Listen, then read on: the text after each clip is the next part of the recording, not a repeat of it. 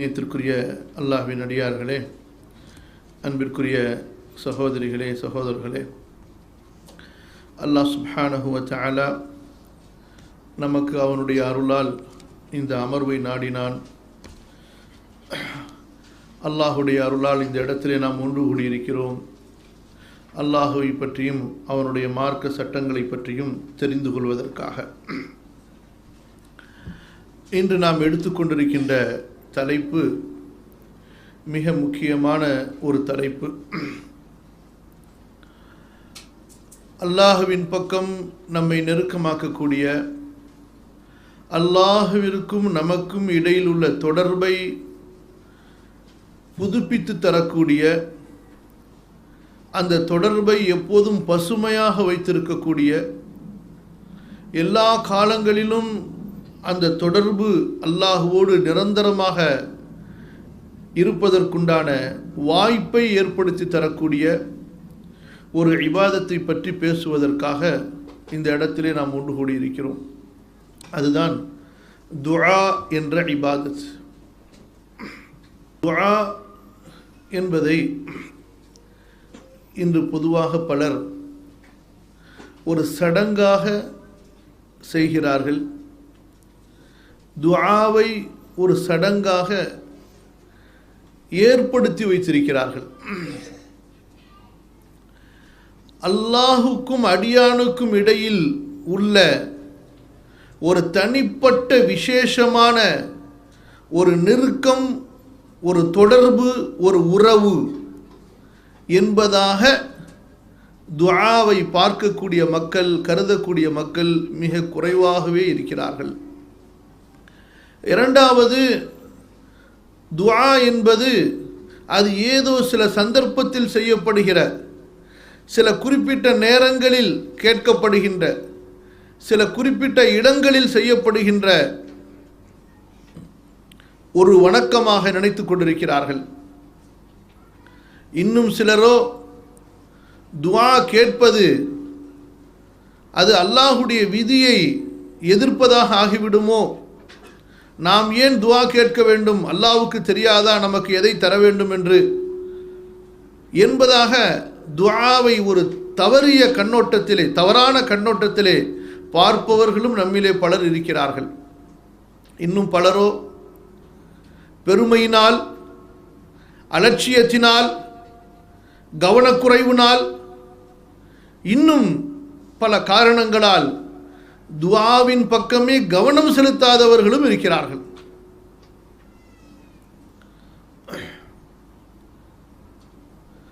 ஆகவே கண்ணியத்திற்குரியவர்களே, இந்த துஆ என்ற தலைப்பை பற்றி நாம் தெரிந்து, இந்த துஆ ஏன், இந்த துஆ நமக்கு என்ன பலனை கொடுக்கக்கூடியது, இந்த துஆவினால் நமக்கு என்ன சிறப்புகளை, நன்மைகளை நாம் அடையப் போகிறோம், இந்த துஆவை நாம் எப்படி செய்ய வேண்டும், இந்த துஆவிலே நாம் எதை அல்லாஹ்விடத்தில் கேட்க வேண்டும், எதை அல்லாஹ்விடத்தில் கேட்கக்கூடாது என்ற விஷயங்களை எல்லாம் தெரிந்து கொள்ள இருக்கின்றோம். அல்லாஹ் சுப்ஹானஹு வ தஆலா அதை நமக்கு லேசாக்கி தருவானாக. முதலாவதாக கண்ணியத்திற்குரியவர்களே, துஆ என்றால் என்ன? துஆ என்பதற்கு தமிழிலே அழைத்தல் என்று சொல்லப்படும். இந்த அழைத்தல் என்பதை ஒரு வணக்கமாக செய்யப்படும் போது அதை பிரார்த்தனை செய்தல், பிரார்த்திக்குதல், கையேந்துதல், இறைவனிடம் மன்றாடுதல், இறைவனிடம் இறைஞ்சுதல் என்று சொல்லப்படும்.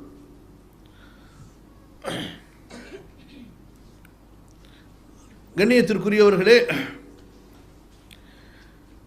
அத்துஆ ஹுவ லுஜூஉ இலல்லாஹி தஆலா ஃபி ஸர்ராஇ வத்தர்ரா வல் குதூஉ லஹு தலபன் ஃபி தஹ்கீகி உமூரின் துன்யவிய்யத்தின் وأخروية يتمنى المرء حدوثها. நமது மார்க்கத்திலே துஆ என்பதை அறிஞர்கள் எப்படி சொல்கிறார்கள்? அல்லாஹுவின் பக்கம் திரும்புவது, அல்லாஹுவின் பக்கம் முன்னோக்குவது,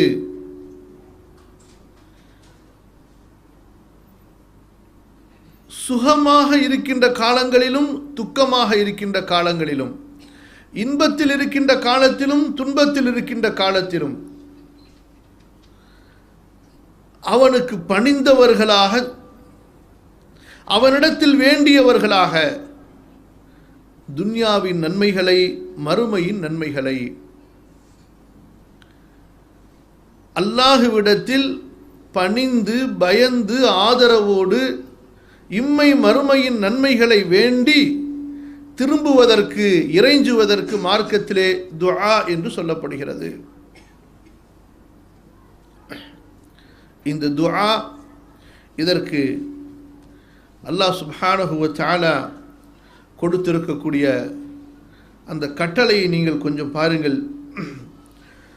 சூரத்துல் பக்ராவுடைய 186வது வசனம் அல்லாஹ் குறிப்பிடுகின்றான், وَإِذَا سَأَلَكَ عِبَادِي عَنِّي فَإِنِّي قَرِيبٌ أُجِيبُ دَعْوَةَ الدَّاعِ إِذَا دَعَانِ فَلْيَسْتَجِيبُوا لِي وَلْيُؤْمِنُوا بِي لَعَلَّهُمْ يَرْشُدُونَ.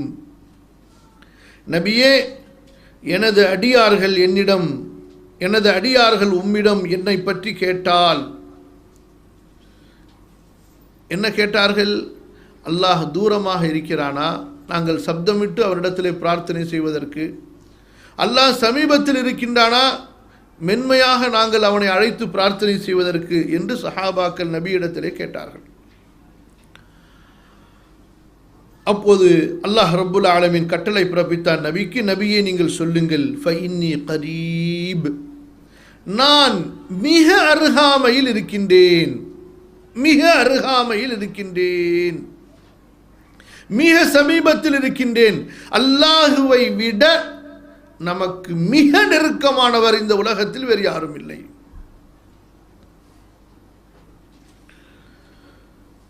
நமது நெஞ்சோடு நாம் அணைத்திருக்கின்ற நமது குழந்தையை விட, ஏன் நம்முடைய கழுத்திலே நமது உயிர் மூச்சு ஓடிக்கொண்டிருக்கின்ற உயிர் நரம்பை விட நமக்கு அல்லாஹ் மிக நெருக்கமானவன். வனஹ்னு அக்ரபு இலைஹி மின் ஹப்லில் வரீத் ஃபஇன்னி கரீப், நான் அவனுக்கு மிக நெருக்கமாக இருக்கின்றேன். இந்த வசனத்திலே ஒரு ஈமானுடைய விஷயத்தை அல்லாஹ் நமக்கு உணர்த்தி சொல்கின்றான். துஆ கேட்பவர், அல்லாஹ் எனக்கு மிக அருகாமையில் இருக்கிறான், அவன் எனது பிரார்த்தனையை செவிமடுக்கின்றான் என்ற உணர்வோடுதான் அவர் துஆ கேட்க வேண்டும். அப்படி கேட்டால்தான் அவருடைய துஆ அங்கீகரிக்கப்படும், அது துஆவாக இருக்கும். ஏன் நபியே, எப்படி அல்லாஹ்வை அழைக்க வேண்டும் என்று எனது அடியார்கள் கேட்டால் அதற்கு நீங்கள் பதில் சொல்லுங்கள் என்று கூறி அல்லாஹு தஆலா தூரத்தில் இருக்கிறானா, சப்தமிட்டு அழைக்க வேண்டுமா, மெதுவாக அழைக்க வேண்டுமா என்பதை பற்றி சொல்லவில்லை. சொல்கிறான், ஃபஇன்னி கரீப், நான் மிக சமீபமாக இருக்கிறேன். அப்போ துஆ கேட்பவர் இந்த உணர்வோடு துஆ கேட்க வேண்டும். அல்லாஹ் எனக்கு மிக அருகாமையில் இருக்கிறான், எனக்கு பக்கத்தில் இருக்கிறான். எனது துஆவை என் காது செவிமடுப்பதை விட, என் காதில் எனது வார்த்தை விழுவதற்கு முன்னால் அல்லாஹ் அதை செவியேற்று விடுகின்றான். ஃபஇன்னி கரீப், நாம் சொல்வதை நமது செவி கேட்பதை விட அதை யார் கேட்டு விடுகின்றான்? ஏன் நாம் கேட்பதை, நாம் கேட்பதற்கு முன்பே, கேட்கின்ற எண்ணம் வருவதற்கு முன்பே, என்ன கேட்கப் போகிறோம், என்ன கேட்போம் என்பதை சிந்திப்பதற்கு முன்பே நாம் கேட்கப் போவதை அல்லாஹ் அறிந்திருக்கிறான், அலீம். எனவேதான் நீங்கள் குர்ஆனிலே துஆவுடைய வசனங்களை சிந்தித்து பார்த்தால், ஆராய்ச்சி செய்து பார்த்தால், அங்கே நபிமார்கள் இரண்டு விஷயங்களை, அதாவது இரண்டு சிஃபத்துகளை இந்த துஆவுக்கு பிறகு சொல்வார்கள். சமீஅ், அலீம் என்ற இந்த இரண்டு பண்புகளை. அல்லாஹ் நீ செவியேற்பவன், நீ நன்கறிந்தவன், நான் என்ன கேட்பேன் என்பதை நீ அறிந்தாய், எதற்காக கேட்கிறேன் என்பதையும் நீ அறிந்திருக்கிறாய், எனக்கு எதை எப்போது எப்படி எந்த அளவு கொடுக்க வேண்டும் என்பதையும் நீ அறிந்திருக்கிறாய். அலீம் சமீஅ, நீ எனது துஆவை கேட்டு விட்டாய். நீ கொடைவல்லன், கொடுப்பவன், அளவற்ற அருளாளன், கொடுப்பவன். நீ எனது பிரார்த்தனையை கேட்டதற்கு பிறகு, செவிமடுத்ததற்கு பிறகு நான் ஏன் நிராசை அடைய வேண்டும்? கொடுப்பவன், கொடுப்பதில் மிக அழகானவன், யாருக்கு எவ்வளவு கொடுக்க வேண்டும், எப்போது கொடுக்க வேண்டும், எதை கொடுக்க வேண்டும் என்பதை அறிந்தவன், கஜானா காலியாகாதவன், மகா கொடைவல்லல், எப்போதும் நிரப்பமானவன். அவன் கேட்டுவிட்டான் என்று உணர்ந்தாலே போதும், துஆ அங்கீகரிக்கப்பட்டு விட்டது. ஒரு பெரிய செல்வந்தர் அல்லது ஒரு பெரிய ராஜா, மனிதன் என்ன எதிர்பார்ப்பான்? நமக்கு முன்னாடி நிறைய ஃபைல் இருக்கு, நம்ம ஃபைலை ஒரு தடவை அவர் பார்த்துட்டாலே போதுங்க, காரியம் நடந்துருங்க. நம்புகிறானா இல்லையா? ஏன் இந்த நம்பிக்கை? துஆ கேட்பவன் அல்லாஹ்வின் மீது வைப்பதில்லை. ஒரு ராஜா ஃபைலை பார்க்கறதுக்கு அவருக்கு 1000 ஃபைல் இருக்குன்னு சொன்னா, ஒரு ஃபைலுக்கு இவ்வளவு நேரம் என்று அவருக்கு நேரம் தேவைப்படுகிறது. லா யஷ்கலுஹு ஸம்உன் அன் ஸம்இன், அல்லாஹ் படைத்த அத்தனை கோடி மாணவர்கள் யார்? மாமூர் அல் பைத்துல் மாமூரில் இருப்பவர்களிலிருந்து, அரிசை சுமந்திருப்பவர்களிலிருந்து, 7 வானங்களில் உள்ளவர்களிலிருந்து, 7 பூமியில் உள்ளவர்களிலிருந்து, பறவைகளிலிருந்து, உயிரினங்கள், ஒவ்வொரு ஜீவராசிகளும், சின்ன பெரிய, ஊர்ந்து செல்லக்கூடிய, நடந்து செல்லக்கூடிய, பறந்து செல்லக்கூடிய, நீந்தி செல்லக்கூடிய எல்லா ஜீவராசிகளும், பிறகு எல்லா மனிதர்களும், அவர்களுடைய அவையினுடைய மொழிகளும் பேச்சுகளும் வித்தியாசப்பட்டிருக்க, தேவைகள் வித்தியாசப்பட்டிருக்க, இவையெல்லாம் ஒரு மைதானத்திலே ஒன்று கூடி ஒரே நேரத்திலே அல்லாஹ்விடத்திலே கேட்டாலும், யார் எதை கேட்டார் என்ற குழப்பம் இல்லாமல் ஒவ்வொன்றின் கோரிக்கையையும் அல்லாஹ் ரப்புல் ஆலமீன் செவி ஏற்கிறான், அதை அறிந்து கொள்கிறான், அது கேட்டதை அவன் மறக்கவே மாட்டான்.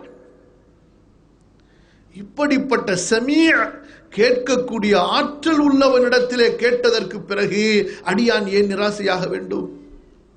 சமீஅ, அலீம், கரீம். அல்லாஹ் இங்கே சொல்லி காட்டுகிறான் கரீம். துஆ கேட்பவனே, இந்த உணர்வோடு முதலாவது நீ துஆவை ஆரம்பி.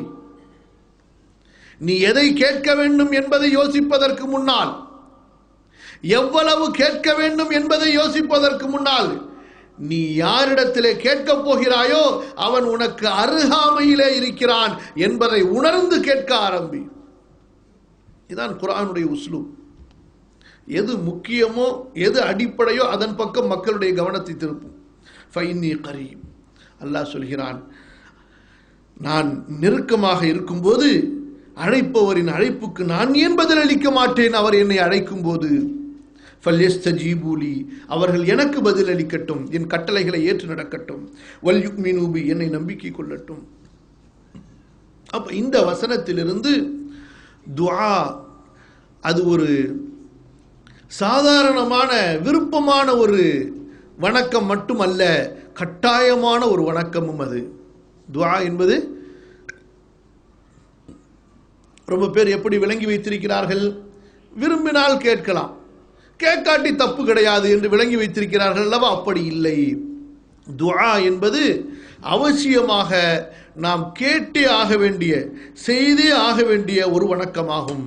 சூரத்துல் காஃபிருடைய 60வது வசனத்திலே அல்லாஹ் சொல்கிறான், வகால ரப்புக்கும் உதுஊனி அஸ்தஜிப் லக்கும், உங்கள் ரப்பு உங்களுக்கு கட்டளையிட்டு சொல்கிறான், நீங்கள் என்னிடத்திலே துஆ கேளுங்கள், நான் உங்களுக்கு பதில் அளிப்பேன். யார் என்னை வணங்காமல் பெருமை கொள்கிறார்களோ அவர்கள் கேவலமாக நரகத்தில் செல்வார்கள். அப்ப கண்ணியத்திற்குரியவர்களே, இந்த 2 வசனங்களிலிருந்து நாம் தெரிந்து கொள்கிறோம், துஆ கேட்பது இது ஒரு நஃபிலான வணக்கம் மட்டுமல்ல.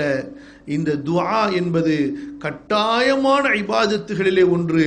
ஒரு அடியான் ஒவ்வொரு நேரத்திலும் அவனுடைய தேவைக்கு ஏற்ப, சூழ்நிலைக்கு ஏற்ப அல்லாஹுவை முன்னோக்கி அல்லாஹுவிடத்திலே பயந்து பணிந்து ஆதரவு வைத்து அவன் கேட்டுக்கொண்டே இருக்க வேண்டும். இந்த துஆவை பற்றி நாம் பார்க்கும் பொழுது, முதலாவதாக இந்த துஆவினால் நமக்கு ஏற்படக்கூடிய ஈமானிய நன்மைகள் என்ன என்பதை கொஞ்சம் பார்க்கலாம். ஒன்று, தக்ரீபு ஸிலதி பைனல் அப்தி வ ரப்பிஹி. நீங்கள் எந்த ரப்பை உங்களுடைய மஅபூதாக, நீங்கள் வணங்குகின்ற இறைவனாக ஏற்றுக்கொண்டிருக்கின்றீர்களோ, அவனை வஹ்தஹு லா ஷரீக லஹு என்று ஈமான் கொண்டிருக்கிறீர்களோ, அந்த ரப்போடு உங்களுக்கு இருக்கக்கூடிய அந்த உறவை, அந்த நட்பை, அந்த பாசத்தை, அந்த நெருக்கத்தை உங்களுக்கு மேலும் அதிகப்படுத்தி கொடுக்கக்கூடிய ஒரு பெரிய சாதனம் இந்த துஆ. இந்த துஆ சுருக்கமாக சொல்வதென்றால் அடியானுக்கும் அவனுடைய ரப்புக்கும் இடையில் உண்டான அந்த நெருக்கத்தை, உறவை மேலும் அதிகப்படுத்துகிறது. யார் எந்த அளவு அதிகம் அல்லாஹ்விடத்திலே துஆ கேட்பார்களோ அவர்கள் அந்த அளவு அல்லாஹ்வுக்கு நெருக்கமானவர்கள். அல்லாஹ்வுடைய தூதர் ஸல்லல்லாஹு அலைஹி வஸல்லம் துஆ கேட்பதில் மிக அதிகம் துஆ கேட்பவர்கள். எனவே அவர்கள் அல்லாஹ்வுக்கு மிக அதிகம் நெருக்கமானவர்களாக இருந்தார்கள். இரண்டாவது நன்மை, ஒரு அடியானுக்கு மன அமைதியை தருகிறது இந்த துஆ. ஆறுதலை தருகிறது இந்த துஆ. எப்படி? உங்களுக்கு ஒரு பிரச்சனை ஏற்படுகிறது, நீங்கள் துஆ செய்கிறீர்கள், மனதிற்கு ஆறுதல் கிடைக்கிறது. எப்படி? எனக்கு ஏற்பட்ட இந்த பிரச்சனையில் எனக்கு உதவக்கூடிய ஒருவன் இருக்கிறான் என்பதை துஆவின் மூலமாக உங்களது மனதுக்கு நீங்கள் உணர்த்துகிறீர்கள். எப்படி குழந்தையை யாராவது அடித்தால் அம்மா என்று ஓடி வந்து அம்மாவிடத்திலே முறையிடுமோ, அல்லது அத்தா என்று ஓடி வந்து அத்தாவிடத்திலே முறையிடுகிறதோ, எனக்கு ஒரு சப்போர்ட்டர், என்னை பாதுகாக்கக்கூடியவர், எனக்காக வாதிடக்கூடியவர், எனக்காக தோள் கொடுக்கக்கூடிய ஒருவர் இருக்கிறார், குரல் கொடுக்கக்கூடிய ஒருவர் இருக்கிறார் என்று ஒரு குழந்தை உணர்ந்து அவரிடத்திலே ஓடி வந்து தனது துன்பத்தை, தன்னுடைய இன்னலை, தன்னுடைய பிரச்சனையை கூறுவது போல ஒரு அடியான் எப்போது அல்லாஹ்விடத்திலே ஓடோடி வந்து அல்லாஹ்விற்கு முன்னால் தன்னுடைய ஒரு பிரச்சனையை பற்றி துஆவிலே அவன் கூறுகிறானோ, அவனுக்கு ஒரு பெரிய மன நிம்மதி ஏற்படுகிறது, ஆறுதல் ஏற்படுகிறது. எப்படி? நான் சொல்ல வேண்டியவனிடத்தில் எனது உள்ள குமுறல்கள், என்னுடைய உள்ளத்தின் அந்த ஆசைகளை, என்னுடைய உள்ளத்தின் தேவைகளை, என்னுடைய பிரச்சனைகளை, என்னுடைய துன்பங்களை, எனக்குள்ள அந்த வேதனைகளை நான் கூறிவிட்டேன். அவன் யார்? அவன் சமீஅ், அவன் அலீம், அவன் கரீப், அவன் முஜீப், எனக்கு பதிலளிப்பான். இப்படி ஒரு ஆறுதலை இந்த துஆ நமக்கு தருகிறது. இதுவும் ஈமானோடு சம்பந்தப்பட்ட ஒன்று. நீங்கள் அல்லாஹ்வை ஆதரவு வைக்க வேண்டும். இது ஈமானுடைய ஒரு குணம்.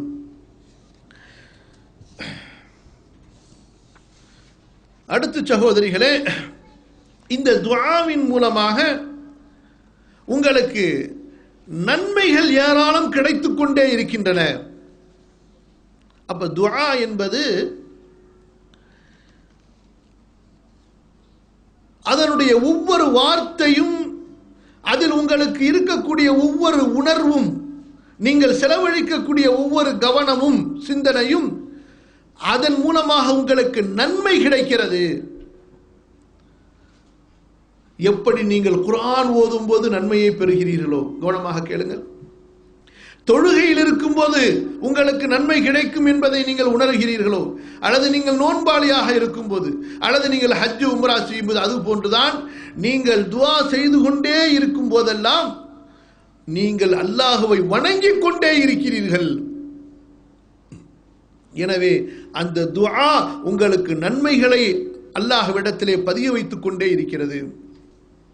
துஆவிலே நீங்கள் அல்லாஹ்வை புகழ்கிறீர்கள் அல்ஹம்துலில்லாஹ் என்று, அது நன்மை. நபியின் மீது ஸலவாத் ஓதுகிறீர்கள், அது நன்மை. அல்லாஹ்வை பற்றி போற்றி புகழ்ந்து அவனுடைய உயர்வுகளை மேன்மைகளை சொல்கிறீர்கள், அது உங்களுக்கு நன்மை. அல்லாஹ்வின் பக்கம் தேவை உள்ளவர்களாக உங்களுடைய தேவைகளை அல்லாஹ்விடத்திலே சொல்கிறீர்கள், அது உங்களுக்கு நன்மை. அல்லாஹ்விடத்திலே நீங்கள் பேசிக் கொண்டிருக்கிறீர்கள் துஆவிலே, அது உங்களுக்கு நன்மை. ஏன்? தொழுகை என்பதே அல்லாஹ்விடத்திலே பேசுகின்ற ஒரு முனாஜாத். அப்ப இந்த துஆவின் மூலமாக நமக்கு ஏற்படக்கூடிய ஈமானிய நன்மைகளிலே ஒன்று, இந்த துஆ அடியானுக்கு நன்மைகளை பதிய வைத்துக் கொண்டே இருக்கிறது. நான்காவது, இந்த துஆ உங்களுடைய உள்ளத்தை எப்போதும் உங்களையும் உங்களது சிந்தனைகளையும் உங்களுடைய எண்ணங்களையும் அல்லாஹ்வோடு மையப்படுத்த வைத்து விடுகிறது.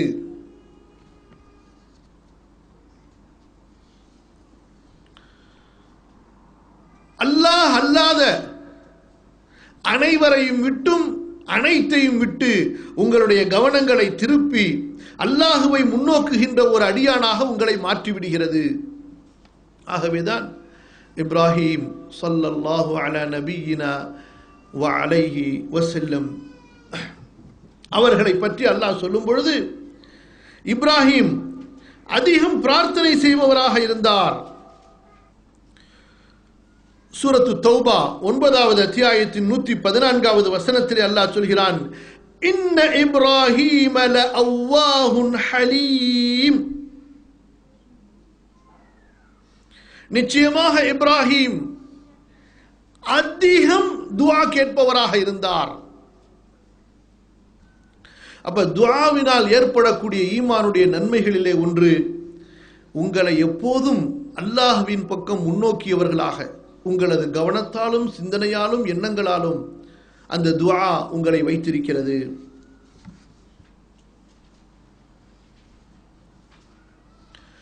ஐந்தாவது, இந்த துஆ உங்களுக்கு அல்லாஹ்வின் மீது ஆசையை அதிகப்படுத்துகிறது.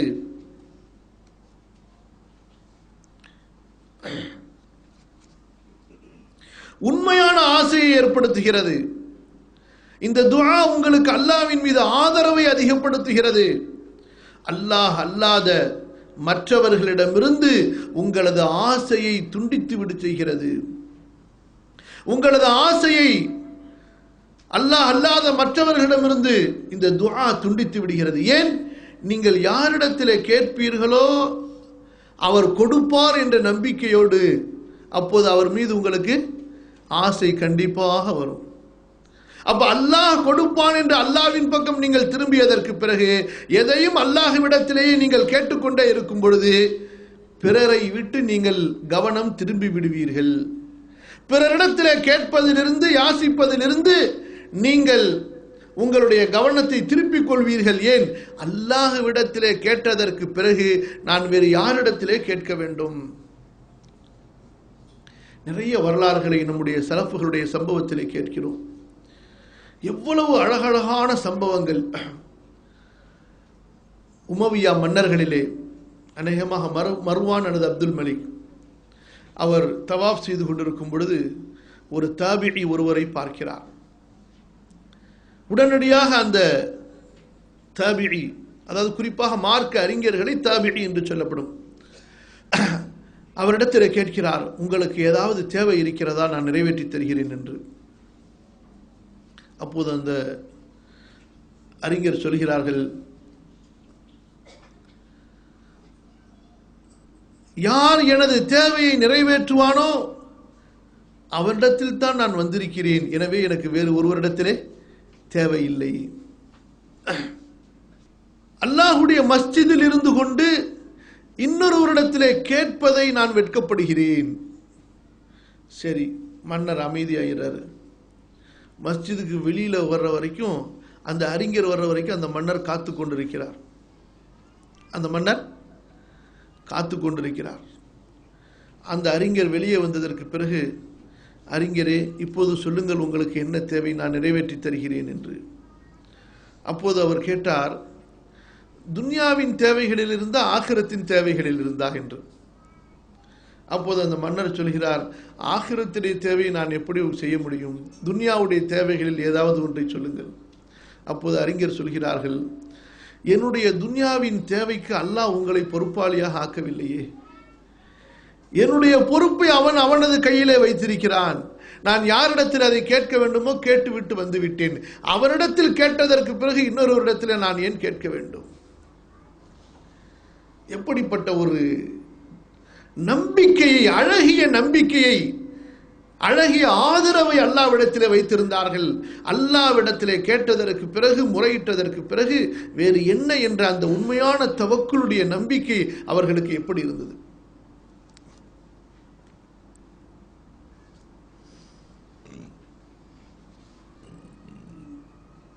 ஆறாவது கண்ணியத்திற்குரியவர்களே, இந்த துஆ எப்படி உங்களுக்கு ஆதரவை, ஆசையை அல்லாஹ்விடத்திலே ஏற்படுத்துகிறதோ, அல்லாஹ்வின் மீது ஏற்படுத்துகிறதோ, இன்னொரு பக்கம் உங்களுக்கு பயத்தையும் கொடுக்கிறது இந்த துஆ. அது எப்படி? நான் யாரிடத்தில் கேட்கப் போகிறேனோ அவன் சாதாரணமான ஒருவன் அல்ல, ஒரு பேரரசன். அவனை அதிருப்திய உற செய்திருந்தால் நான் அவனிடத்திலே கேட்பதற்கு எப்படி தகுதியாவேன்? அவனை நான் கோபப்படுத்தி இருந்தால் நான் எப்படி அவனிடத்திலே கேட்பதற்கு தகுதியாவேன்? அவன் எப்படி என்னுடைய பிரார்த்தனையை ஏற்பான்? எனவே நான் அவனை கோபப்படுத்தக்கூடாது. அவனுடைய பாவங்களை செய்து நான் அவனை அதிருப்தி அடைய செய்யக்கூடாது. அவனுக்கு பிடிக்காத காரியங்களில் ஈடுபட்டு அப்படி ஏதாவது செய்திருந்தால் அந்த நினைவு வந்து அதற்காக பயந்து அல்லாஹ்விடத்திலே பாவ மன்னிப்பு கேட்கக்கூடிய ஒரு நிலையும் அந்த துஆவிலே ஏற்படுகிறது. அப்ப துஆவின் மூலமாக அல்லாஹ்வுடைய ஹவுஃப், பயம் ஏற்படுகிறது. எப்படி அல்லாஹ்வுடைய ரஜா, ரஹ்பத், ஆசை, ஆதரவு ஏற்படுகிறதோ.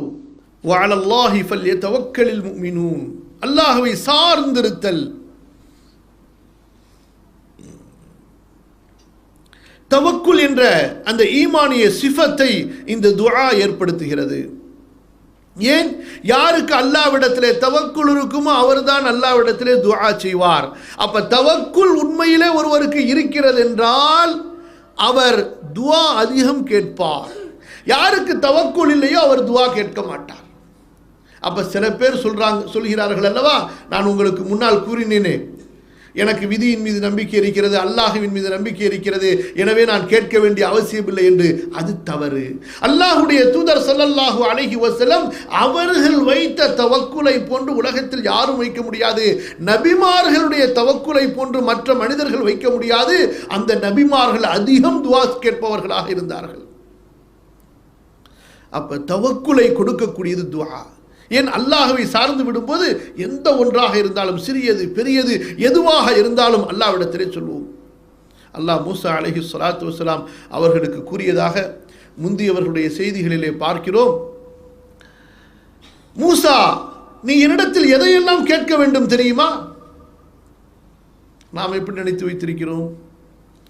அல்லாஹ்ட்ட கேட்கிறதா இருந்தால் பெருசு பெருசாக கேட்கணும், சின்னதெல்லாம் அல்லாஹ்ட்ட கேட்கக்கூடாது என்று நாம் நினைத்து வைத்திருக்கிறோம். அல்லாஹ் மூசாவுக்கு சொல்கிறான், மூசா, நீ எதையெல்லாம் என்னிடத்தில் கேட்க வேண்டும் தெரியுமா?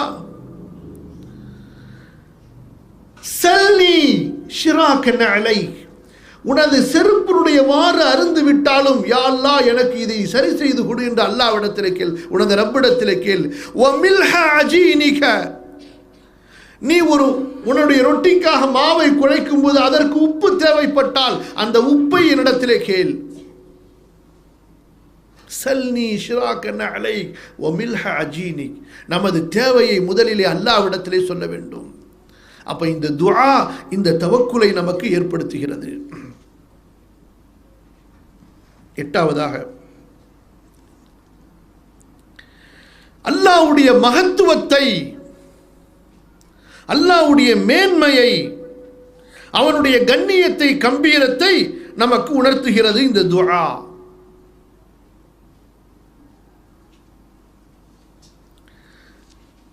நம்முடைய பணிவை, நம்முடைய பலவீனத்தை நமக்கு உணர்த்துகிறது இந்த துஆ. அல்லாஹ்வுடைய கண்ணியத்தை, அல்லாஹ்வுடைய கம்பீரத்தை, அல்லாஹ்வுடைய மகத்துவத்தை நம்முடைய உள்ளத்திலே உணர்த்துகிறது இந்த துஆ.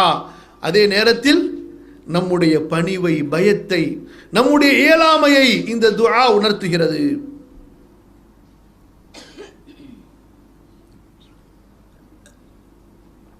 எப்படி ஒரு அற்பமானவரிடத்திலே ஏதாவது ஒன்றை கேட்போமா? யாராவது ஒருவன் அற்பமானவன், கேவலமானவன், கஞ்சன், ஒரு மதிப்பற்றவன், அவனிடத்தில் யாராவது தனது தேவைக்காக செல்வார்களா? யாரிடத்தில் தேவையாகாமல் யாரும் இருக்க முடியாதோ அப்படிப்பட்ட ஒருவரிடத்திலே நான் தேவையாகி கேட்கிறேன் என்று நினைக்கும் போது, யாருடைய உதவி இல்லாமல் யாராலும் இந்த உலகத்தில் வாழ முடியாதோ, மறுமையின் வெற்றி பெற முடியாதோ அவரிடத்திலே நான் திரும்புகிறேன் என்று உணரும் பொழுது, அந்த அடியானுக்கு தான் யார் பக்கம் திரும்புகிறோமோ, யாரிடத்திலே கேட்கிறோமோ, அதாவது அந்த அல்லாஹ், அவனுடைய மகத்துவத்தை இந்த உள்ளத்திலே அந்த துஆ அவனுக்கு ஏற்படுத்துகிறது. அதுபோன்று அவனுக்கு முன்னால் தன்னுடைய பணிவை, பயத்தை, அந்த இயலாமையை இந்த துஆ அவனுக்கு உணர்த்துகிறது. எப்படி ஒருவரிடத்தில் கேட்கும் பொழுது இவரால் கொடுக்க முடியும், இவர் நம்மை விட ஆற்றல் உள்ளவர் என்பதனால்தான் அவர் பக்கம் தேவையாக அவரிடத்தில் ஒரு தேவையை கேட்கிறோம். அப்போ அல்லாஹ்விடத்தில் அந்த தேவையை கேட்கும் பொழுது நான் அல்லாஹ்வுக்கு முன்னால் பலவீனமானவன், தேவை உள்ளவன் என்ற உணர்வை அந்த துஆ கொடுத்து அடியானுக்கு அவனுடைய தகுதியையும் அந்த அடியானுடைய ரப்புடைய தகுதியை அந்த அடியானுக்கு உணர்த்துகிறது.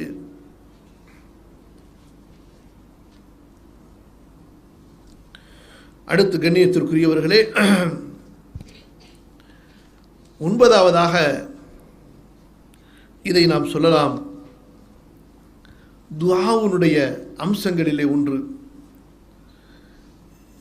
இன்று பலருக்கு அது நசீபாகாமல் இருப்பதை நாம் பார்க்கிறோம். அல்லாஹ் பாதுகாப்பானாக. இதை அரபியிலே எப்படி சொல்வார்கள் என்றால், அத்தமல்லுகு வல் இன்திராஹ். அதாவது நம்ம சாதாரண வழக்கு தமிழிலே சொல்வதாக இருந்தால், ஒருவரை அதிகமாக புகழ்ந்து நீ காக்கா பிடிக்கிறாயா என்று சொல்வதுண்டு. ஒருவரை அதிகமாக புகழ்ந்தா இவர் ஏதோ ஒரு தேவைக்காக வேண்டி ஐஸ் வைக்கிறார், பொதுவாக சொல்வோமா இல்லையா நம்முடைய பழக்கத்தில்? கண்ணியத்திற்குரியவர்களே, அப்படி யாரிடத்திலெல்லாம் நடந்து கொள்கிறோமோ பல நேரங்களிலே பொய்யான புகழ்ச்சிகளை மனிதன் செய்து விடுகிறான். அல்லாஹ் பாதுகாப்பானாக. தன்னுடைய தேவைக்காக ஒரு செல்வந்தனிடத்திலே செல்பவன், ஒரு அரசனிடத்திலே, ஒரு அதிகாரி இடத்திலே செல்பவன் இப்படி பல நேரங்களிலே அவன் பொய்யை சொல்லிவிடுகிறான், பொய்யான புகழ்ச்சியை செய்து விடுகிறான் தன்னுடைய காரியத்திற்காக. ஆனால் இதை ஒரு அடியான் செய்வதற்கு தகுதி உள்ளவன் அல்லாஹ் ஒருவன் மட்டுமே. நீங்கள் புகழ்ந்து, அதாவது தமிழ் அந்த காக்கா பிடிக்கிறது, ஐஸ் வைக்கிறதுன்னு சொன்னா அதை இன்னும் ரொம்ப இறங்கி போய் சொல்றதா இருந்தா கெஞ்சி கூத்தாடின்னு சொல்றோமா இல்லையா? அதை இலக்கியமா சுத்தமான தமிழ்ல சொல்றதா இருந்தா இறைஞ்சி, மன்றாடி, கத்தி, கதறி, அழுது, பிரலாபித்து, புகழ்ந்து, துதித்து காரியத்தை சாதித்தல். அப்ப இந்த தன்மைக்கு ஒரு அடியானை கொண்டு வந்து நிறுத்துகிறது துஆ. இந்த நிலை அல்லாஹ்வுக்கு பிடித்தமான நிலை. அவனுடைய ஜலால், கம்பீரம், துல் ஜலால், துல் ஆதமதி வல் ஜபரூதி வல் மலக்கூத், அவனுடைய அந்த பேர் அரசத்தன்மை, பேர் ஆட்சிக்கும் அதிகாரத்திற்கும் சொந்தக்காரத்தன்மை, அந்த தன்மையை அல்லாஹ்வுக்கு முன்னால் இந்த தன்மையின் மூலம், உங்களுடைய இந்த தன்மையின் மூலமாக நீங்கள் பறைசாட்டுகின்றீர்கள். இது அல்லாஹ்வுக்கு ரொம்ப பிடித்தமான ஒன்று. அல்லாஹ், கவனமாக கேளுங்கள், இந்த துஆ என்ற ஒன்று இல்லை என்றால் அடியார்களின் பாவங்களின் காரணமாக ஒவ்வொரு பாவத்திற்கும் அடியார் செய்கின்ற முதல் பாவத்திலேயே அந்த அடியானை அழித்து விடுவான் அல்லாஹ் தஆலா. இந்த துஆ என்ற ஒன்று இல்லை என்றால் அல்லாஹ் ரப்புல் ஆலமீன் அடியான் செய்யக்கூடிய முதல் பாவத்திலேயே அந்த அடியானை அழித்திருப்பான். அந்த அல்லாஹ்விற்கு எப்படி அடியான் செய்கின்ற பாவம் வெறுப்பாக இருக்கிறதோ, அந்த பாவத்தின் வெறுப்பை விட அதற்கு பிறகு அடியான் அல்லாஹ்விடத்தில் கேட்கக்கூடிய துஆ, அந்த இறைஞ்சுதல், மன்றாடுதல், கெஞ்சுதல் அல்லாஹ்வுக்கு மிக விருப்பமானது. பின்னால் அவன் செய்யக்கூடிய அந்த துஆவுக்காக இந்த பாவத்திற்குரிய தண்டனையை அல்லாஹ் ரப்புல் ஆலமீன் தள்ளி வைக்கிறான். பின்னால் அடியான் கேட்கக்கூடிய அந்த இஸ்திக்ஃபாருக்காக, அந்த தௌபாவுக்காக, அந்த இறைஞ்சுதலுக்காக, இந்த பாவம் கொடிய பாவமாக இருந்தாலும் சரி, ஏன் 100 கொலை செய்து விட்டான், அதற்கு கூட அல்லாஹ் தண்டனை கொடுப்பதை தாமதப்படுத்தினான். ஏன்? அவனுடைய துஆவுக்காக. அவனுடைய ஒரு துஆ, அது இஸ்திக்ஃபாராக இருக்கட்டும், தௌபாவாக இருக்கட்டும், எதுவாக இருக்கட்டும், அந்த துஆ 100 கொலைகளை விட அல்லாஹ்விடத்திலே நன்மையால், நெருக்கத்தால், அல்லாஹ்வை திருப்திப்படுத்துவதால் பலமானது. அதனாலதான் வாழ்க்கையெல்லாம் ஒருத்தன் 1000 வருஷமே வாழ்றான்னு வைத்துக்கங்களேன். ஏன் நூஹ் அலைஹிஸ்ஸலாமுடைய கௌம மாதிரி கடைசியில லா இலாஹ இல்லல்லாஹ், அல்லாஹ் என்னை மன்னித்து விடுன்னு சொல்லிட்டா 1000 வருஷத்துடைய பாவத்தையும் அல்லாஹ் ஒன்றுமில்லாமல் ஆக்கி விடுகிறான். அப்ப எது பவர்ஃபுல்? அல்லாஹ்வை கோபமடைய செய்த பாவத்தை விட அல்லாஹ்வை திருப்தி அடைய செய்த, அல்லாஹ்வை மகிழ்ச்சி அடைய செய்த அந்த துஆ அல்லாஹ்விடத்திலே பவர்ஃபுல். அப்ப அல்லாஹ் சுப்ஹானஹு வ தஆலா நாம் கெஞ்சுவதற்கும், கதறுவதற்கும், மன்றாடுவதற்கும், அழுது பிரலாபிப்பதற்கும், கண்ணீரை நீராக அல்ல கடலை போன்று, அதாவது ஒரு பெரிய நீர்வீழ்ச்சியை போன்று சிந்துவதற்கு தகுதி உள்ளவன் அல்லாஹ் தான். தமல்லோ, அழுது கெஞ்சி பிரலாபிக்கிறது அப்படியே அல்லாஹ்வுக்கு முன்னாடி நான் ஒன்றும் இல்லை, தன்னை அப்படியே அவனுக்கு முன்னால் கிடாத்தி விடுவது, சாய்த்து விடுவது, சரணடைந்து விடுவது. அதுபோன்று கண்ணியத்திற்குரியவர்களே, துஆவுடைய நன்மைகள், துஆவினால் நாம் அடையக்கூடிய நன்மைகள், ஈமானிய அந்த அமலுடைய நன்மைகளிலே ஒன்று இந்த துஆ நமக்கு பணிவை, அல்லாஹ்விற்கு முன்னால் நாம் தேவை உள்ளவர்கள், எனக்கு எந்த ஆற்றலும் இல்லை, லா ஹவ்ல வலா குவத்த இல்லா பில்லாஹ், என்னால் எதையும் செய்து கொள்ள முடியாது, என்னிடத்தில் இருக்கின்ற நன்மைகளால் நான் நன்மை பெற முடியாது, என்னிடத்தில் இருக்கக்கூடிய என்னை சுற்றி உள்ள தீமைகளில் இருந்து நான் என்னை பாதுகாத்துக் கொள்ள முடியாது அல்லாஹ்வுடைய உதவி இல்லாமல் என்ற அந்த லா ஹவ்ல வலா குவத்த இல்லா பில்லாஹ் என்று சொல்லக்கூடிய அந்த வார்த்தையின் உண்மை அர்த்தத்தை இந்த துஆ அடியானுக்கு ஏற்படுத்துகிறது, பணிவை ஏற்படுத்தி விடுகிறது.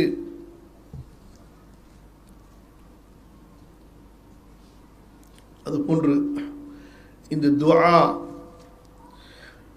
இதன் மூலமாக நாம் கிடைக்கக்கூடிய, நமக்கு கிடைக்கக்கூடிய, நாம் பெறக்கூடிய நன்மைகளிலே ஒன்று இந்த துஆ தான் நமக்கு அல்லாஹ்விற்கு முன்னால் அழக்கூடிய பாக்கியத்தை தருகிறது. இந்த துஆ, இதன் மூலமாக நாம் அல்லாஹ்விடத்திலே அழுவதற்குண்டான வாய்ப்பை பெறுகிறோம்.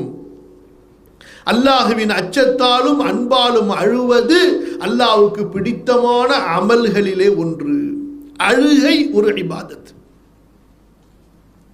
நம்ம எல்லாத்துக்கும் அழுவோம், அழக்கூடாததுக்கெல்லாம் அழுவோம், எதுக்கு அழுகணுமோ அதுக்கு அழுவ மாட்டோம். ஃபவைலுல் லில் காசியத்தி குலூபுஹும் மின் திக்ரில்லாஹ், அல்லாஹ்வின் நினைவால் அழாத உள்ளங்களை உடைய மக்களுக்கு கேடுகட்ட நாசம் உண்டாகட்டும். அல்லாஹ் பாதுகாப்பானா. அல்லாஹு அக்பர். சூரத்து ஸுமர் 39வது அத்தியாயம் 22வது வசனம்.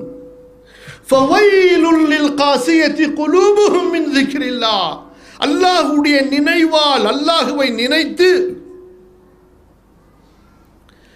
மனம் உருகி அழக்கூடிய, அந்த உள்ளங்களையும் கண்களையும் பெறாத இறுகிய உள்ளம் உள்ளவர்களுக்கு நாசம் உண்டாகட்டும், கேடு உண்டாகட்டும். ஃபவைலுன், நீங்கள் படிச்சிருப்பீங்க தஃப்சீரில், வயல் என்பது நரகத்தினுடைய மிக பயங்கரமான ஒரு ஓடை. நரகத்தின் மற்ற இடங்கள் அதிலிருந்து அல்லாஹ்விடத்திலே பாதுகாவல் தேடுகின்றன. அந்த அளவு மோசமான ஒரு ஓடை என்பதாக இப்னு அப்பாஸ் ரலியல்லாஹு அன்ஹு அவர்களின் கூற்றை தஃப்சீர்களில் நாம் பார்க்கிறோம். அப்போ அல்லாஹுவை கொண்டு அழுவது, அது அவனுடைய பயத்தாலோ அல்லது அவன் மீதுள்ள ஆசையினாலோ, அந்த அழுகையை எது நமக்கு ஏற்படுத்தி தருகிறது?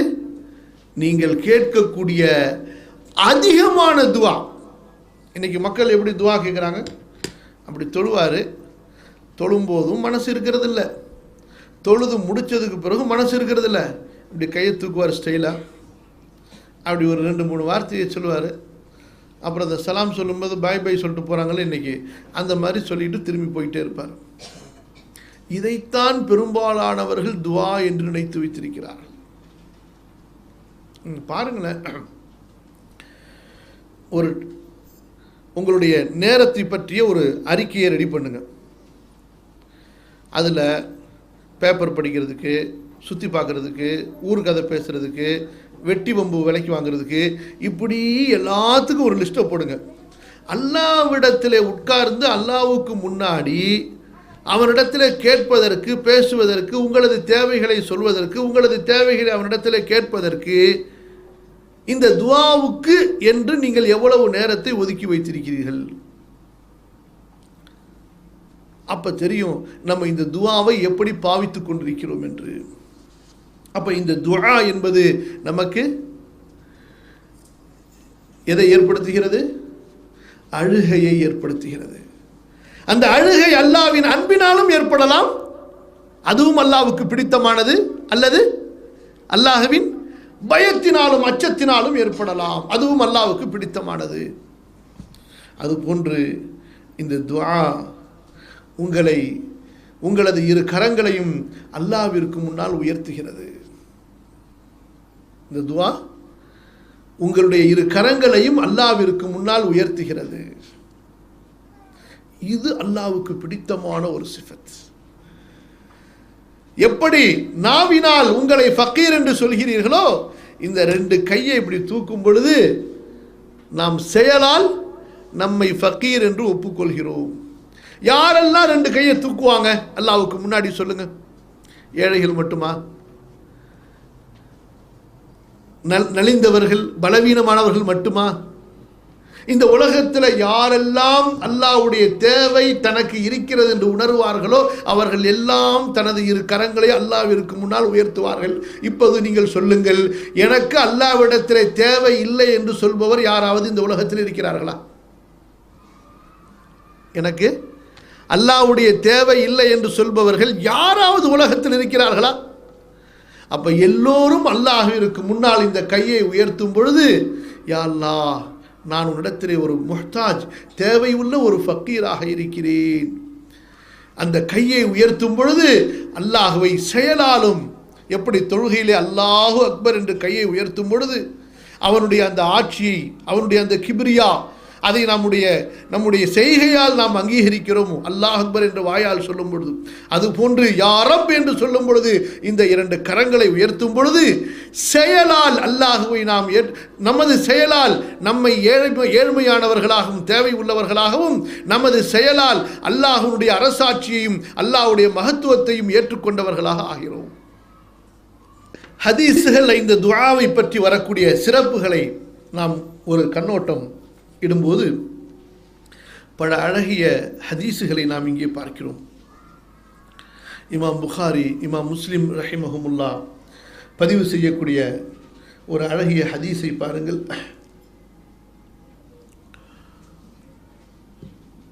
அல்லாஹ்வுடைய தூதர் ஸல்லல்லாஹு அலைஹி வஸல்லம் சொல்கிறார்கள், நம்முடைய ரப்பு ஒவ்வொரு இரவிலும் முதல் வானத்திற்கு இறங்குகிறான்.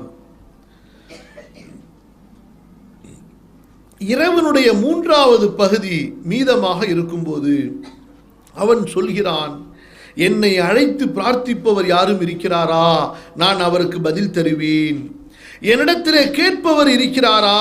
நான் அவருக்கு கொடுப்பேன். என்னிடத்திலே மன்னிப்பு தேடுபவர் இருக்கிறாரா? நான் அவரை மன்னிப்பேன். துஆவுடைய சிறப்பு இது. யார் ஒருவர் குறிப்பாக அந்த இரவின் 3வது பகுதியிலே எழுந்து அல்லாஹ்விடத்திலே துஆ கேட்கிறாரோ அவருக்கும் அல்லாஹ்வுக்கும் இடையிலே இப்படிப்பட்ட ஒரு நெருக்கம் ஏற்படுகிறது என்பதை இந்த துஆ நமக்கு உணர்த்துகிறது.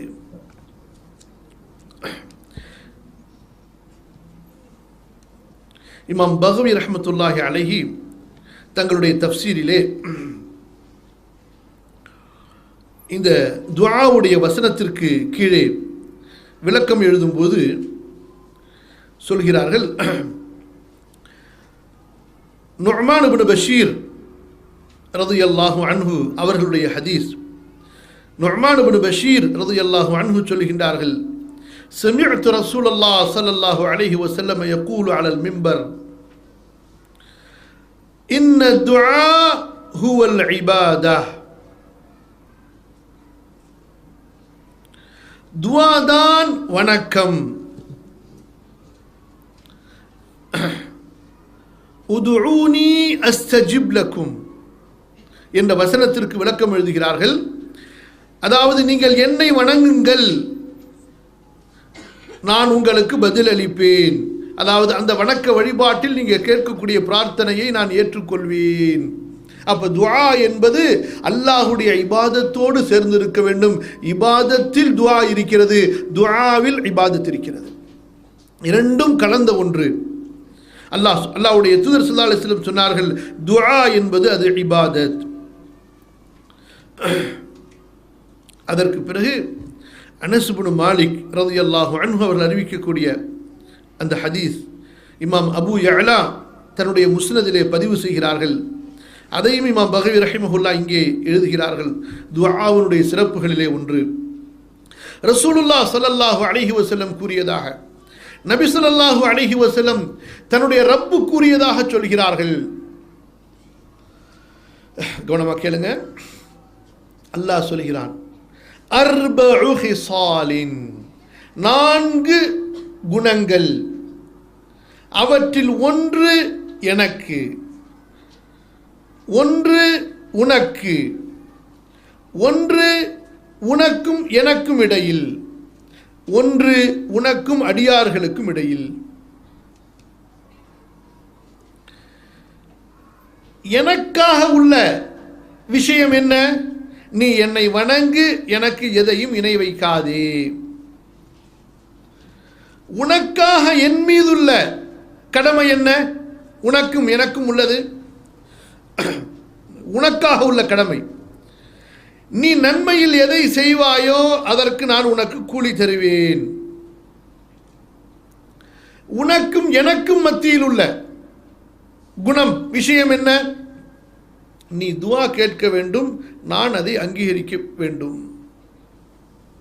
உனக்கும் அடியார்களுக்கும் இடையில் உள்ளது அந்த உரிமைகள், கொடுக்கல் வாங்கல், அந்த விஷயங்களில் உனக்கு எது பிடிக்குமோ அதையே நீ அவர்களுக்கும் தேர்ந்தெடு, உனக்கு எது விருப்பமோ அதையே நீ அவர்களுக்கும் விரும்பு.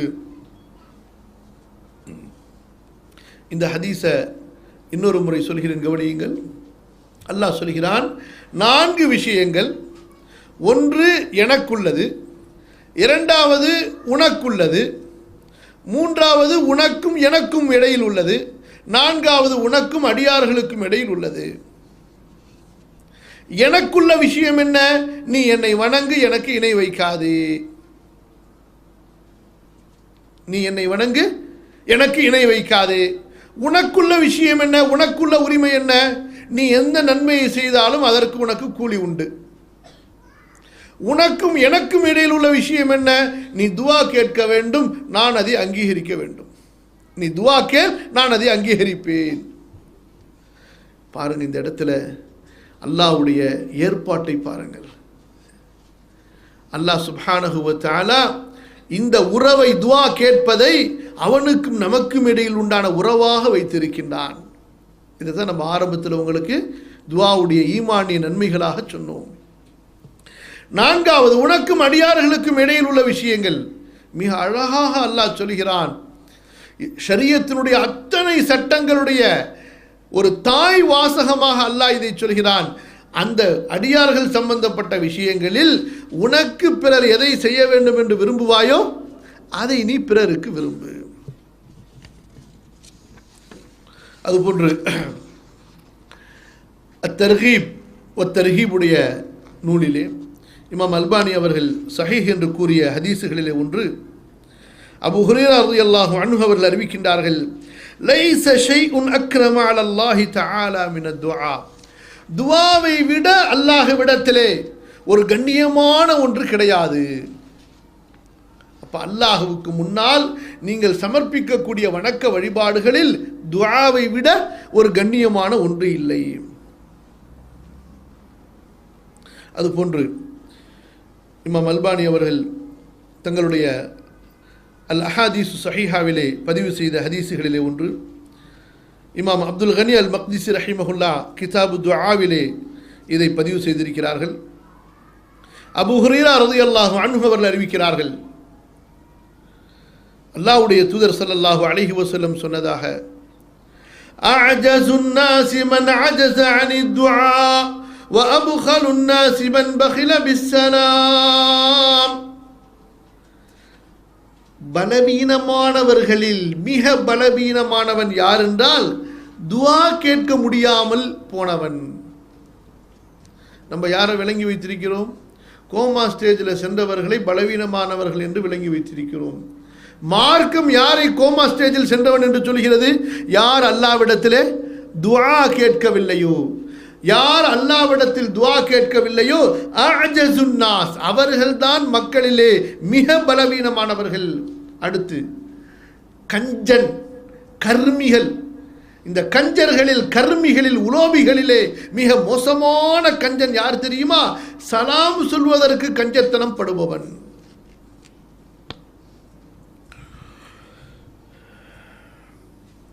அதுபோன்று இமாம் அல்பானி அவர்கள் தங்களது சஹீஹுல் ஜாமியிலே பதிவு செய்கிறார்கள், அபூ ஹுரைரா ரலியல்லாஹு அன்ஹு அவர்கள் அறிவிப்பதாக, அஃதலுல் இபாதத்தி அத்துஆ, இபாதத்துகளிலே சிறந்தது துஆ.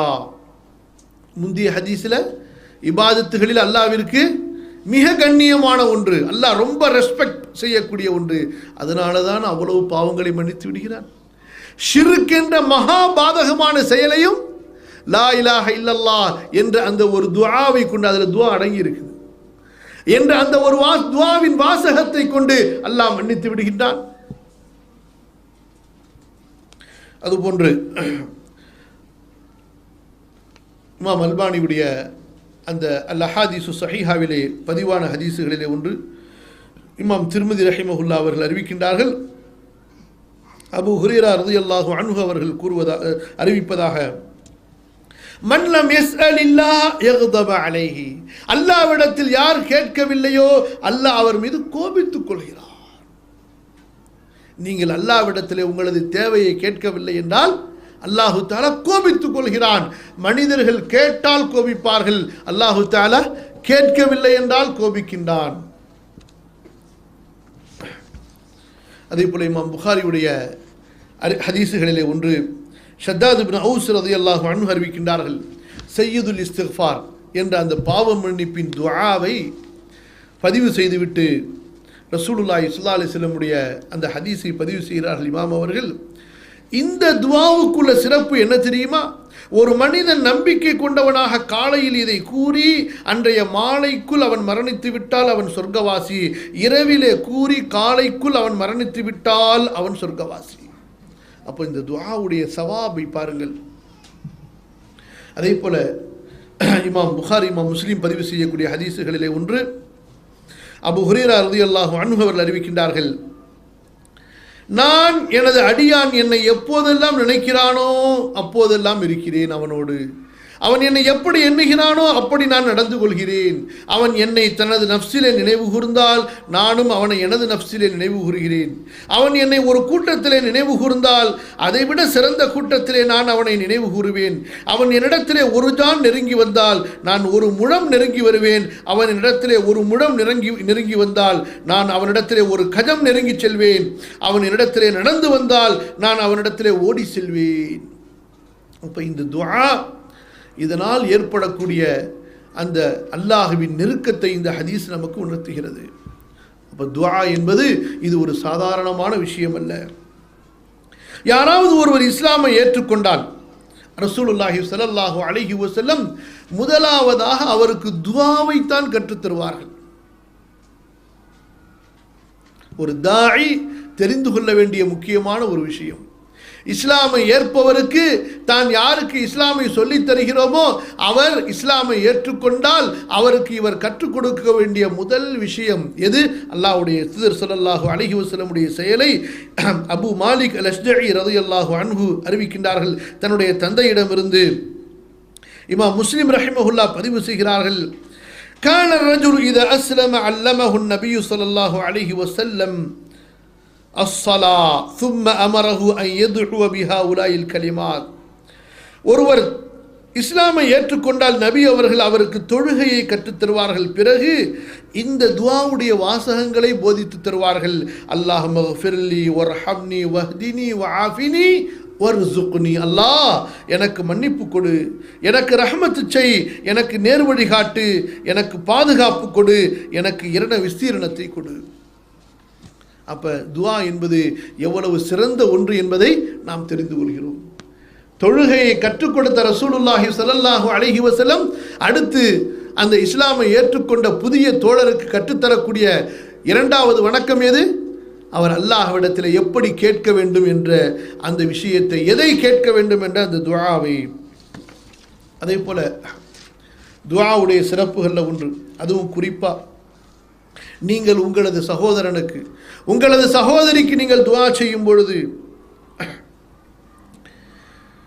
அல்லாஹ்வுடைய ஒரு ஏற்பாடு.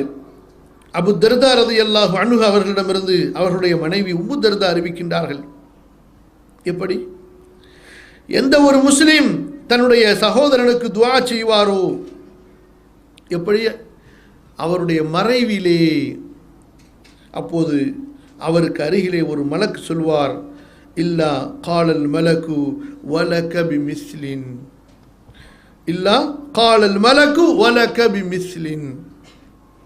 ஒரு வானவர் சொல்வார், உனக்கும் அது போன்று கிடைக்கட்டும் என்று.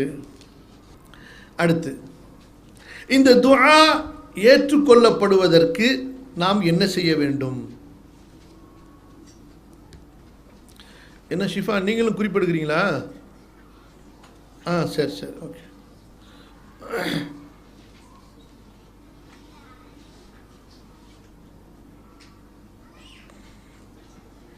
கவனிங்க, மணி எத்தனை ஆச்சு? மணி கேப் போட சொன்னாங்களே, இப்போ 11 மணி ஆச்சு.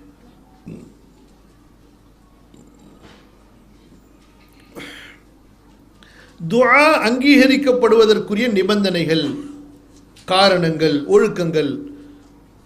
ஒன்று, இஹ்லாஸோடு துஆ கேட்க வேண்டும். இபாதத்தையும் துஆவையும் அல்லாஹ்வுக்கு மட்டும் கலப்பற்ற முறையில் செய்து கேட்க வேண்டும். இஹ்லாஸ், அது உங்களது உள்ளத்திலும் இருக்க வேண்டும், எண்ணத்தில் இருக்க வேண்டும், உங்களது செயலிலும் இருக்க வேண்டும். இஹ்லாஸ் இல்லாத துஆ ஏற்றுக்கொள்ளப்படாது. ஷிர்க் செய்பவன், ஒருவன் முஷ்ரிக்காக இருக்கின்ற நிலையில் துஆ கேட்கும் போது அவன் இஹ்லாஸோடு துஆ கேட்டால் அதை அல்லாஹ் ஏற்றுக்கொள்வான். அப்போ ஒரு முஸ்லிம் இஹ்லாஸோடு துஆ கேட்டால், குர்ஆனிலே பல வசனங்களை நீங்கள் பார்ப்பீர்கள் அல்லாஹ் சொல்வதை. முஷ்ரிக்குகள் கப்பலிலே செல்லும் பொழுது அவர்களை அலைகள் சூழ்ந்து கொண்டால், பேரலைகள் சூழ்ந்து கொண்டால், இஹ்லாஸோடு அல்லாஹ்விடத்திலே துஆ கேட்கிறார்கள், அல்லாஹ் அவர்களை கரை சேர்க்கிறான். பின்னர் அவர்கள் இணை வைத்து விடுகிறார்கள். அப்போ ஒரு முஷ்ரிக் அவன் இஹ்லாஸோடு துஆ கேட்கும் பொழுது அந்த துஆவை அல்லாஹ் ஏற்றுக்கொள்கிறான். அந்த நேரத்தில் அவன் எல்லா சிலைகளையும் மற்றவர்களை எல்லாம் மறந்துவிட்டு அல்லாஹ் நீதான் என்னை காப்பாற்ற வேண்டும் என்று கேட்கிறான். அல்லாஹ் அவனை காப்பாற்றி விடுகிறான். அப்ப எப்போதுமே இஹ்லாஸில் இருக்கக்கூடிய ஒரு முஸ்லிம் இஹ்லாஸோடு துஆ கேட்டால் அல்லாஹ்வுக்கு எவ்வளவு பிடித்தமான துஆவாக, இபாதத்தாக அது இருக்கும். இரண்டாவது, நீங்கள் அல்லாஹ்வை கேட்கும் பொழுது அவனை புகழ்ந்து துதித்து பிறகு நபியின் மீது ஸலவாத்து சொல்லி கேளுங்கள்.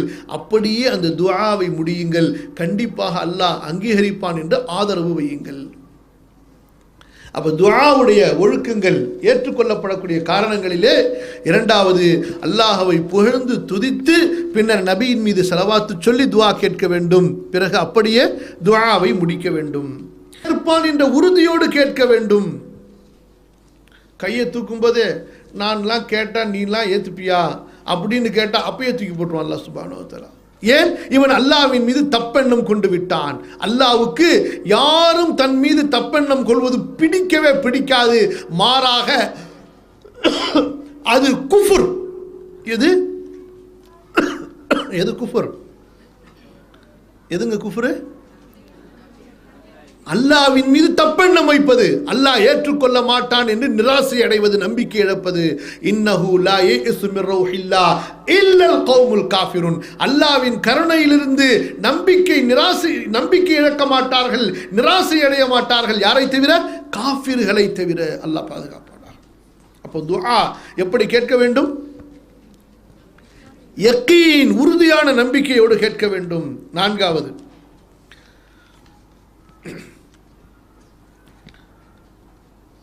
ஒரு துஆவை பலமுறை கேட்க வேண்டும், தொடர்ந்து கேட்க வேண்டும். அப்படி கேட்கும் போதும் அவசரப்பட்டு கேட்கக்கூடாது.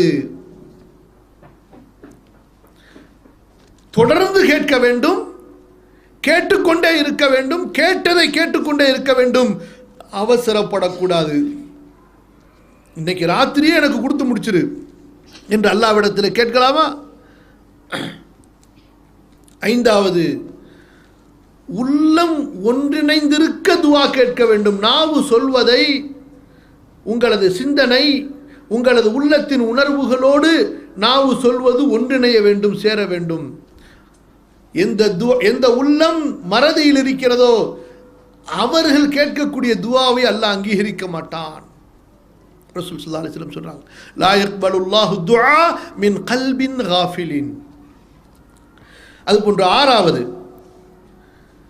கஷ்ட நேரத்தில் மட்டும் துஆ கேட்பது, நல்ல நேரத்தில் அல்லாஹ்வை மறந்து விடுவது. அல்லாஹ் சொல்லுவான், என்னடா சப்தம் இது, யார் புலம்பிக்கிட்டு இருக்கிறா அப்படிமா. யார் அல்லாஹ்வை இன்பமான நிலையில் அறிந்து கொண்டாரோ அவர் துன்பத்தில் இருக்கும்போது அல்லாஹ் அவரை அறிந்து கொள்கிறார். அப்ப துஆ எப்போதெல்லாம் கேட்க வேண்டும்? நல்ல நிலையிலும் கேட்க வேண்டும், துன்ப நிலையிலும் கேட்க வேண்டும். ஏழாவது, துஆவை அல்லாஹ்விடத்தில் மட்டுமே கேட்க வேண்டும், இஹ்லாஸோடு. அதாவது அல்லாஹ் நீ தான் எனக்கு கொடுக்கணும், நீ தான் கொடுப்பவன், நான் வேற யார்கிட்டையும் கேட்க மாட்டேன், கேட்க முடியாது. அல்லாஹ் ஒருவனிடம் மட்டுமே கேட்பது. இங்கே நின்று துஆ கேட்பாங்க, அப்புறம் கொஞ்சம் தூரம் தள்ளி போய் அப்புறம் போய் கபர்லையும் துஆ கேட்பாங்க. இவங்க துஆ ஏற்றுக்கொள்ளப்படுமா? ஏற்றுக்கொள்ளப்படாது. எட்டாவது, நீங்கள் கேட்கின்ற இந்த துஆவில் உங்களுக்கு எதிராகவோ, உங்களது பிள்ளைகளுக்கு எதிராகவோ, உங்களது குடும்பத்துக்கு எதிராகவோ, ஏன் நீங்கள் வாகனத்து செல்லக்கூடிய வாகனத்துக்கு எதிராக கூட துஆ கேட்கக்கூடாது. ரசூலுல்லாஹி ஸல்லல்லாஹு அலைஹி வஸல்லம் பெண்களை பார்த்து சொன்னபோது, நீங்கள் நரகத்தில் அதிகமாக இருப்பதற்கு காரணம் நீங்கள் பிள்ளைகளை சபிக்கிறீர்கள். அல்லாஹ் பாதுகாப்பானா. அப்ப துஆவுடைய ஒழுக்கங்களிலே ஒன்று, உங்களுக்கு எதிராக துஆ செய்யாதீர்கள். நான் இருந்து என்ன பிரயோஜனம், செத்து போனாவது பரவாயில்லை, அஸ்தக்ஃபிருல்லாஹ் அல்-அஸீம். இந்த மாதிரியான துஆக்கள் கேட்கக்கூடாது. அதே போல பிள்ளைகளை பார்த்து, நீ இருந்து எனக்கு என்ன பிரயோஜனம், நீ செத்து போக மாட்டியா, அஸ்தக்ஃபிருல்லாஹ் அல்-அஸீம். இந்த மாதிரியான வார்த்தைகள். அதே போல ஒன்பதாவது, துஆ கேட்கும்போது ரொம்ப காட்டு சத்தத்துக்கு கத்தி கேட்கக்கூடாது. அதே போல உங்களுடைய மனசுக்குள்ளார முணுமுணுன்னு கேட்கவும் கூடாது. ரெண்டுத்துக்கும் இடையில. இது குறிப்பா நம்ம சபையில் இருக்கும் பொழுது. அதே நேரத்தில் உள்ளத்தால் அல்லாஹ்விடத்தில் எப்போது கேட்டுக்கொண்டே இருக்கிறது, அதை அல்லாஹ் அறிந்தவன். அப்ப துஆ கேட்கும் பொழுது சப்தம் தாழ்மையான குரலில் வெளிப்பட வேண்டும். உதுஉ ரப்பக்கும் ததர்ருஅன் வ குஃபியா. ஒருத்தர் கெஞ்சுறாரு, ஒருத்தர்கிட்ட போய் எப்படி கெஞ்சுவாருங்க? ஒரு கொடுக்கக்கூடிய ஒரு வள்ளலுக்கு முன்னாடி ஒருத்தர் கெஞ்சி கேட்கும்போது எப்படி கேட்பாரு? ஐயா கொடுங்க ஐயா, கொடுத்தா நல்லா இருக்கும், உங்களை நம்பி வந்திருக்கிறேன், அந்த மாதிரி சொல்வாரா? அல்லது கத்தி கத்தி முரட்டுத்தனமாக பேசுவாரா? அப்போ துஆ அல்லாஹ் சொல்கிறான், நீங்கள் உங்களது ரப்பிடத்திலே தாழ்ந்த குரலோடு பணிவாக கேளுங்கள். அதுபோன்று 10வது ஒழுக்கம், துஆவிலே நீங்கள் உங்களுடைய பாவங்களை அல்லாஹ்விடத்திலே ஒப்புக்கொண்டு ஏற்றுக்கொண்டு அதற்காக பாவ மன்னிப்பு தேடி அல்லாஹ்வுடைய நிஅமத்துகளை நீங்கள் ஒப்புக்கொண்டு ஏற்றுக்கொண்டு அதற்கு நன்றி செலுத்தி துஆ கேட்க வேண்டும். அதனால தான் ரசூலுல்லாஹ் ஸல்லல்லாஹு அலைஹி வஸல்லம் உடைய துஆக்களிலும் நபிமார்களுடைய துஆக்களிலும் பார்க்கிறோம், இஸ்திக்ஃபார் பாவ மன்னிப்பின் அந்த துஆ அவர்களது துஆவின் ஒரு பெருமிடத்தை பிடித்திருக்கிறது. இன்றைக்கு நம்மிடத்துல நம்முடைய துஆவுல ரொம்ப சின்ன ஷார்ட்டஸ்ட் பார்ட் ஏதாவது இருக்கிறது என்றால் அது இஸ்திக்ஃபார். அதிகமா கேட்கிறது துன்யாவை பத்தி. ஆனா இஸ்திக்ஃபார் அதிகமா கேளுங்க, அல்லாஹ் உங்களுக்கு உங்களுடைய பாவங்களையும் மன்னிப்பான், உங்களுக்கு துன்யாவையும் கொடுப்பான். இப்படி நூஹ் அலைஹிஸ்ஸலாத்து வஸ்ஸலாமுடைய அந்த அழகிய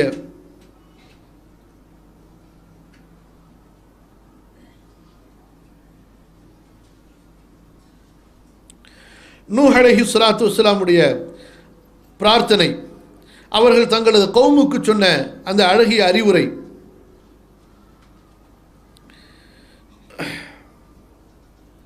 10வது வசனம் சொல்கிறார்கள், நூஹ் அலைஹிஸ்ஸலாம் فَقُلْتُ اسْتَغْفِرُوا رَبَّكُمْ إِنَّهُ كَانَ غَفَّارًا. யா அல்லாஹ், நான் எனது மக்களிடத்தில் என்ன சொன்னேன் தெரியுமா? உங்களது ரப்பிடத்திலே பாவ மன்னிப்பு கேளுங்கள், அவன் மகா மன்னிப்பாளன். மக்களே, நீங்கள் உங்களது பாவங்களுக்கு அல்லாஹ்விடத்திலே மன்னிப்பு தேடினால் அவன் மழையை உங்களுக்கு தாரை தாரையாக அடுக்கடுக்காக இறக்குவான்.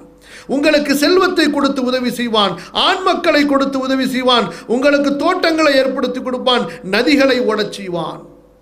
அப்ப இஸ்திக்ஃபாரின் மூலமாக துஆ நமக்கு துன்யாவும் கிடைக்கப் பெறுகிறது. அப்ப அந்த துஆவிலே, நம்முடைய துஆவிலே ஒரு பெரும் பகுதி எதுவாக இருக்க வேண்டும்? இஸ்திக்ஃபார், பாவ மன்னிப்பு கேட்பதாகவும் அல்லாஹ்வுடைய நிஅமத்திற்கு நன்றி செலுத்துவதும் இருக்க வேண்டும். அதுபோன்று 11வது விஷயம், துஆவுக்காக உள்ள நேரங்களை அறிய வேண்டும், துஆவுக்காக உள்ள இடங்களை அறிய வேண்டும், துஆவுக்காக உள்ள காலங்களை அறிய வேண்டும். அல்லாஹ்வுடைய தூதர் ஸல்லல்லாஹு அலைஹி வஸல்லம் அவர்கள் எந்தெந்த நேரத்தில் துஆ மிக விரைவாக ஏற்றுக்கொள்ளப்படுகிறது என்று சொல்லி இருக்கிறார்கள். இப்போ முந்தி உதாரணமாக நம்ம பார்த்ததை போன்று இரவனுடைய 3வது பகுதி, இந்த மாதிரி ரசூல் ஸல்லல்லாஹு அலைஹி வஸல்லம் சொல்லி இருக்கக்கூடிய விஷயங்கள் இன்ஷா அல்லாஹ் பின்னாடி பார்ப்போம். அப்ப இந்த நேரங்களை அறிந்து அவற்றை தவற விடாமல் அந்த நேரத்தில் துஆ கேட்பது. அதுபோன்று 12வது விஷயம், துஆ கேட்பதில் வசனமாக கேட்க வேண்டும் என்று சிரமப்படக்கூடாது, அடுக்கு மொழியிலே கேட்க வேண்டும் என்று யதார்த்தமாக இருக்க வேண்டும். அப்ப ரசூலுல்லாஹி ஸல்லல்லாஹு அலைஹி வஸல்லம் உடைய பல துஆக்கள் அடுக்கு மொழியிலே இருக்கின்றனவே என்றால் அவர்களுக்கு இப்படி அடுக்கு மொழியிலே பேசுவது அவர்களுடைய இயல்பு பண்பாகவே, அது அவர்களுடைய இயற்கை திறமையாகவே இருந்தது. அதற்காக அவர்கள் சிரமம் எடுக்க வேண்டிய அவசியம் இல்லை. யாருக்கு அப்படிப்பட்ட அந்த இலக்கண அறிவு ஆற்றல் இல்லையோ, மொழி ஆற்றல் இல்லையோ, அவங்க கஷ்டப்பட்டு அந்த மாதிரி கேட்கணும் என்பதற்காக ஏதாவது ஒன்றை வசனப்படுத்தி கொண்டு வரும் பொழுது அவர்கள் தவறான பல விஷயங்களிலே அங்கே சிக்கிக்கொள்கிறார்கள், வார்த்தைகளை பயன்படுத்தக்கூடிய அந்த வழிமுறைகள் தெரியாமல். அதனால் அதுக்கு சிரமப்படக்கூடாது. உங்களுக்கு எது தேவையோ அப்படியே நீங்க யதார்த்தமா கேட்டுக்கிட்டே போக வேண்டியதுதான். 13வது, துஆ கேட்கும்போது ஒரு பெருமையோட, ஒரு அலட்சியத்தோட, கொடுத்தா கொடுக்காட்டி போய் எனக்கு என்ன குறைஞ்சு போச்சு அந்த மாதிரிலாம் கேட்கக்கூடாது. மாறாக ததர்ருஅன் ஹுஷூஅன் ரஹ்பத்தன் வரஹ்பத்தன், பணிந்து பயந்து ஆசையோட ஆதரவோட எதிர்பார்ப்போட கேட்க வேண்டும் துஆ. அதுபோன்று 14வது விஷயம், துஆவுக்கு முன்னாடியும் நல்ல அமல்கள் அதிகமாக செய்ய வேண்டும், துஆ கேட்டதற்கு பிறகும் நல்ல அமல்கள் அதிகமாக செய்ய வேண்டும். அதன் மூலமாக அல்லாஹ் அந்த துஆவை அங்கீகரிப்பான். ஒரு துஆவை நீங்க கேட்கறதுக்கு முன்னாடியும் நல்ல அமல்கள், சதகா செய்து கேட்பது, குர்ஆன் ஓதி விட்டு கேட்பது, தொழுது விட்டு கேட்பது, ஹஜ் உம்ரா செய்து கேட்பது, இப்படி ஏதாவது அல்லாஹ்வுக்காக நீங்கள் நன்மைகளை செய்துவிட்டு அல்லாஹ்விடத்திலே கேட்பது, செய்ததற்கு பிறகு அல்லாஹ்விடத்திலே கேட்பது. 15வது, அடியார்களுக்கு நீங்கள் ஏதாவது அநியாயங்கள் செய்திருந்தால் அந்த அநியாயங்களை எல்லாம் நீங்கள் சரி செய்ததற்கு பிறகு, அடியார்களுடைய விஷயத்திலே நீங்கள் செய்த குற்றங்கள் குறைகளுக்குண்டான பரிகாரங்களை செய்ததற்கு பிறகு அல்லாஹ்விடத்திலே துஆ கேட்க வேண்டும். நீ அநியாயம் செய்திருக்க, அநியாயக்காரன் உனக்கு எதிராக அல்லாஹ்விடத்தில் வழக்கு தொடுத்திருக்க, உனக்கு எதிரியாக அல்லாஹ் மாறிவிட்டதற்கு பிறகு நீ அல்லாஹ்விடத்தில் துஆ கேட்டால் அல்லாஹ் எப்படி அங்கீகரிப்பான்? இன்றைக்கு பலருடைய துஆ அங்கீகரிக்கப்படாததற்குரிய காரணங்களில் ஒன்று என்ன? அவன் தனது தாய்க்கு அநியாயம் செய்தவனாக இருப்பான், தந்தைக்கு அநியாயம் செய்தவனாக இருப்பான், சகோதரனுக்கு அநியாயம் செய்தவனாக இருப்பான், அண்டை வீட்டுக்காரனுக்கு அநியாயம் செய்தவனாக இருப்பான், நண்பனுக்கு அநியாயம் செய்தவனாக இருப்பான், பார்ட்னர் தன்னுடைய வியாபார தோழருக்கு அநியாயம் செய்தவனாக இருப்பான், தன்னுடைய பிள்ளைகளுக்கு, இப்படி யாராவது ஒருவருக்கு அவன் அநியாயம் செய்தவனாக, அவருடைய ஹக்கை பாழ்படுத்தியவனாக இருக்கும்போது அவன் அல்லாஹ்விடத்திலே துஆ கேட்டால் அந்த துஆ எப்படி அங்கீகரிக்கப்படும்? அதுபோன்று துஆவுடைய ஒழுக்கங்களிலே ஒன்று 16வது விஷயம், ஒரு துஆவை குறைந்தது 3 முறையாவது திரும்ப திரும்ப கேட்க வேண்டும். 17வது விஷயம், முடிந்தால் கிப்லாவை முன்னோக்கி கேட்பது. எந்த நிலையில் இருக்கிறோமோ அப்படியே கேட்க வேண்டும் என்றாலும் கேட்கலாம். குறிப்பா விசேஷமா அல்லாஹ்விடத்திலே கேட்கும் பொழுது கிப்லாவின் திசையை முன்னோக்கி கேட்பது.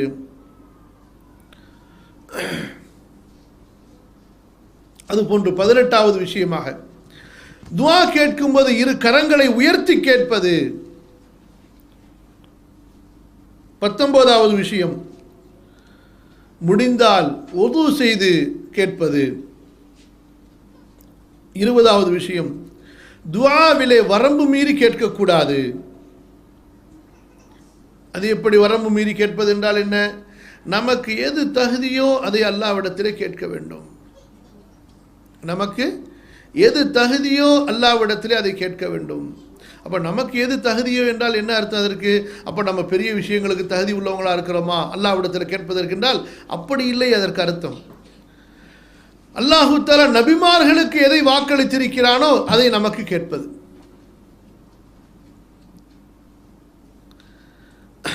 இப்போ உதாரணத்துக்கு சொர்க்கத்தை கேட்கலாம், யா அல்லாஹ் சொர்க்கத்தில் நபிமார்களின் தோழமையை கேட்கலாம், யா அல்லாஹ் சொர்க்கத்தில் நபிமார்களுக்கு நீ எதை கொடுப்பாயோ அதை எனக்கு கொடு, கேட்கலாமா? நம்ம கேட்க முடியுமா? கேட்க கூடாது. அப்ப இந்த மாதிரி வரம்பு மீறுவது.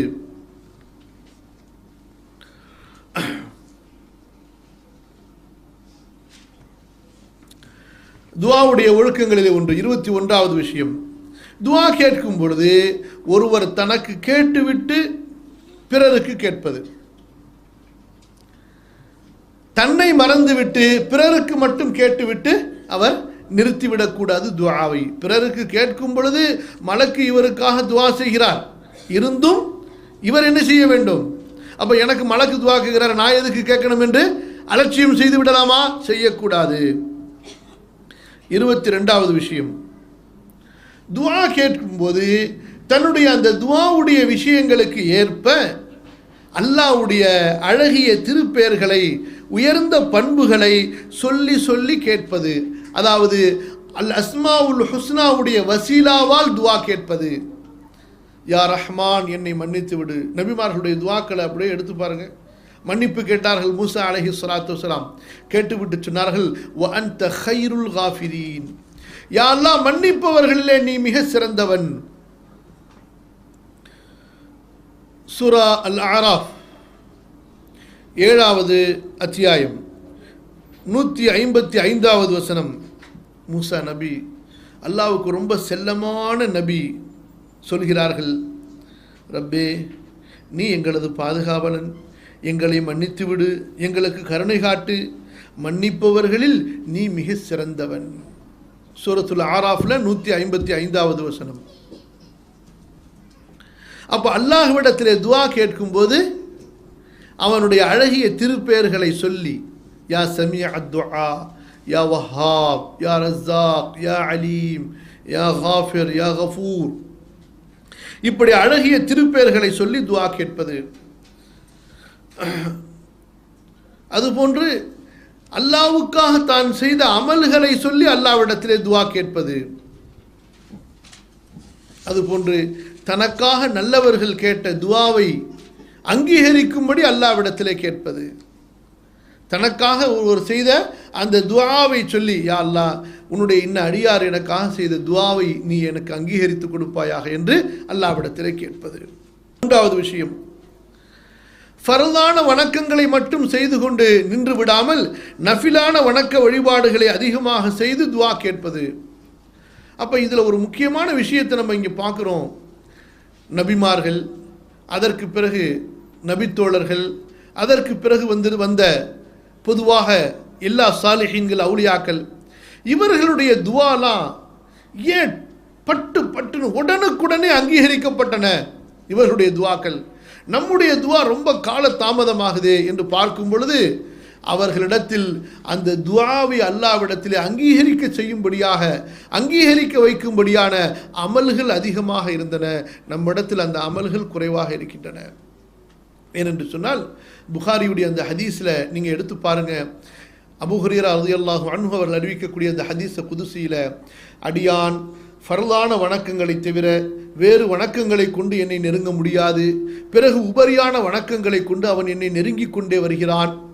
அப்படி அவன் என்னை நெருங்கும் போது அவன் பார்க்கக்கூடிய கண்ணாக, அவன் பிடிக்கக்கூடிய கையாக, அவன் கேட்கக்கூடிய காதாக, அவன் நடக்கக்கூடிய காலாக நான் ஆகிவிடுகிறேன். அவன் கேட்டால் கண்டிப்பாக கொடுப்பேன்.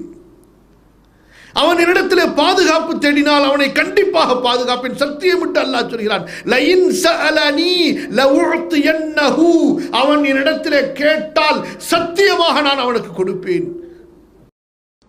அவன் என்னிடத்திலே பாதுகாவல் தேடினால் சத்தியமாக நான் அவனை பாதுகாப்பேன்.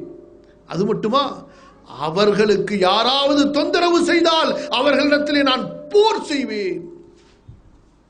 அப்ப இந்த ஹதீஸிலிருந்து நாம் தெரிந்து கொள்கிறோம், துஆ விரைவாக கபூலாக வேண்டுமா, அதிகமான நஃபிலான அமல்களை நாம் செய்ய வேண்டும்.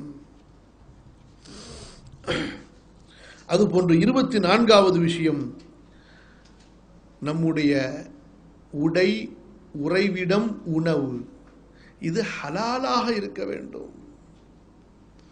ஹராமான உடை உடுத்திக் கொண்டு, அதாவது ஹராமான சம்பாத்தியத்தால் சம்பாதித்த பணத்தை கொண்டு உடை வைத்துக் கொண்டு உணவு வைத்துக் கொண்டு அந்த இருப்பிடத்தில் இருந்து கொண்டு துஆ செய்தால் அந்த துஆக்களை அல்லாஹ் அங்கீகரிக்க மாட்டான். அல்லாஹ் சொல்லிவிடுவான், ஹராம சாப்பிட்டவன், ஹராமிலே வளர்ந்தவன், இவனுடைய துஆ எப்படி அங்கீகரிக்கப்படும்? நிராகரித்து விடுவான் அல்லாஹ் தஆலா. 25வது விஷயம், பாவத்திற்கு துஆ கேட்காதே. பாவத்தை செய்தவருக்கு துஆ கேட்காதே. உறவுகளை முறிப்பதற்கு துஆ கேட்காதே. அதுபோன்று 26வது ஒழுக்கம், துஆ கேட்கும் போது எல்லா மூமின்களுக்கும் நீ கேள். நபிமார்களை பாருங்கள், இப்ராஹிம் அலைஹிஸ்ஸலாத்து வஸ்ஸலாம் அவர்கள் கேட்கக்கூடிய துஆ. இப்ப பாருங்க, சூரா இப்ராஹிம்ல 41வது வசனம், இப்ராஹிம் அலைஹிஸ்ஸலாம் கேட்கக்கூடிய துஆ, ரப்பிக்ஃபிர்லி வலிவாலிதைய வலில் முஃமினீன யௌம யகூமுல் ஹிசாப். யா அல்லாஹ், என் பாவத்தை மன்னித்து விடு, என் பெற்றோர்கள் பாவத்தை, மூமின்கள் எல்லோருடைய பாவங்களை மன்னித்து விடு அந்த விசாரணை நாளிலே. அதுபோன்று நூஹ் அலைஹிஸ்ஸலாத்து வஸ்ஸலாம் அவர்கள் கேட்கக்கூடிய துஆ, சூரா நூஹுடைய 28வது வசனம், ரப்பிக்ஃபிர்லி வலிவாலிதைய வலிமன் தஹல பைத்திய முஃமினா. யா அல்லாஹ், எனக்கு மன்னிப்பு கொடு, என் பெற்றோருக்கு மன்னிப்பு கொடு, என் வீட்டில் மூமினாக நுழைந்தவருக்கு மன்னிப்பு கொடு, இன்னும் மறுமை நாள் வரை வரக்கூடிய எல்லா மூமினான ஆண்களுக்கும் மூமினான பெண்களுக்கும் நீ மன்னிப்பு கொடு. அப்ப துஆ கேட்கும்போது கஞ்சத்தனமா எனக்கு மட்டும் எனக்கு மட்டும் எனக்கு மட்டும் என்று கேட்கக்கூடாது. துஆவிலே எல்லா மூமின்களையும் நாம் ஒன்று சேர்க்க வேண்டும், அவர்களுக்கும் கேட்க வேண்டும். அதிலே குறிப்பாக தாய் தந்தைக்கு கேட்க வேண்டும், மார்க்க அறிஞர்களுக்கு கேட்க வேண்டும், நல்லவர்களுக்கு கேட்க வேண்டும், வணக்கசாலிகளுக்கு கேட்க வேண்டும். அதனால தான் இந்த மார்க்கத்தில் அல்லாஹ் சுப்ஹானஹு வ தஆலா சாலிஹீன்களுடைய பெயரை சொல்லும் பொழுது, சஹாபாக்களுடைய பெயரை சொல்லும் பொழுது அவர்களுக்காக துஆ செய்வதை ஒரு மார்க்க அடையாளமாகவே அல்லாஹ் ஆக்கிவிட்டான். சஹாபாக்களுடைய பெயரை கேட்கும் பொழுது ரலியல்லாஹு அன்ஹு என்று சொல்கிறோம். அறிஞர்களுடைய பெயரை கேட்கும்போது ரஹ்மத்துல்லாஹி அலைஹி அல்லது ரஹிமஹுல்லா என்று நாம் அவர்களுக்கு சொல்கிறோம்.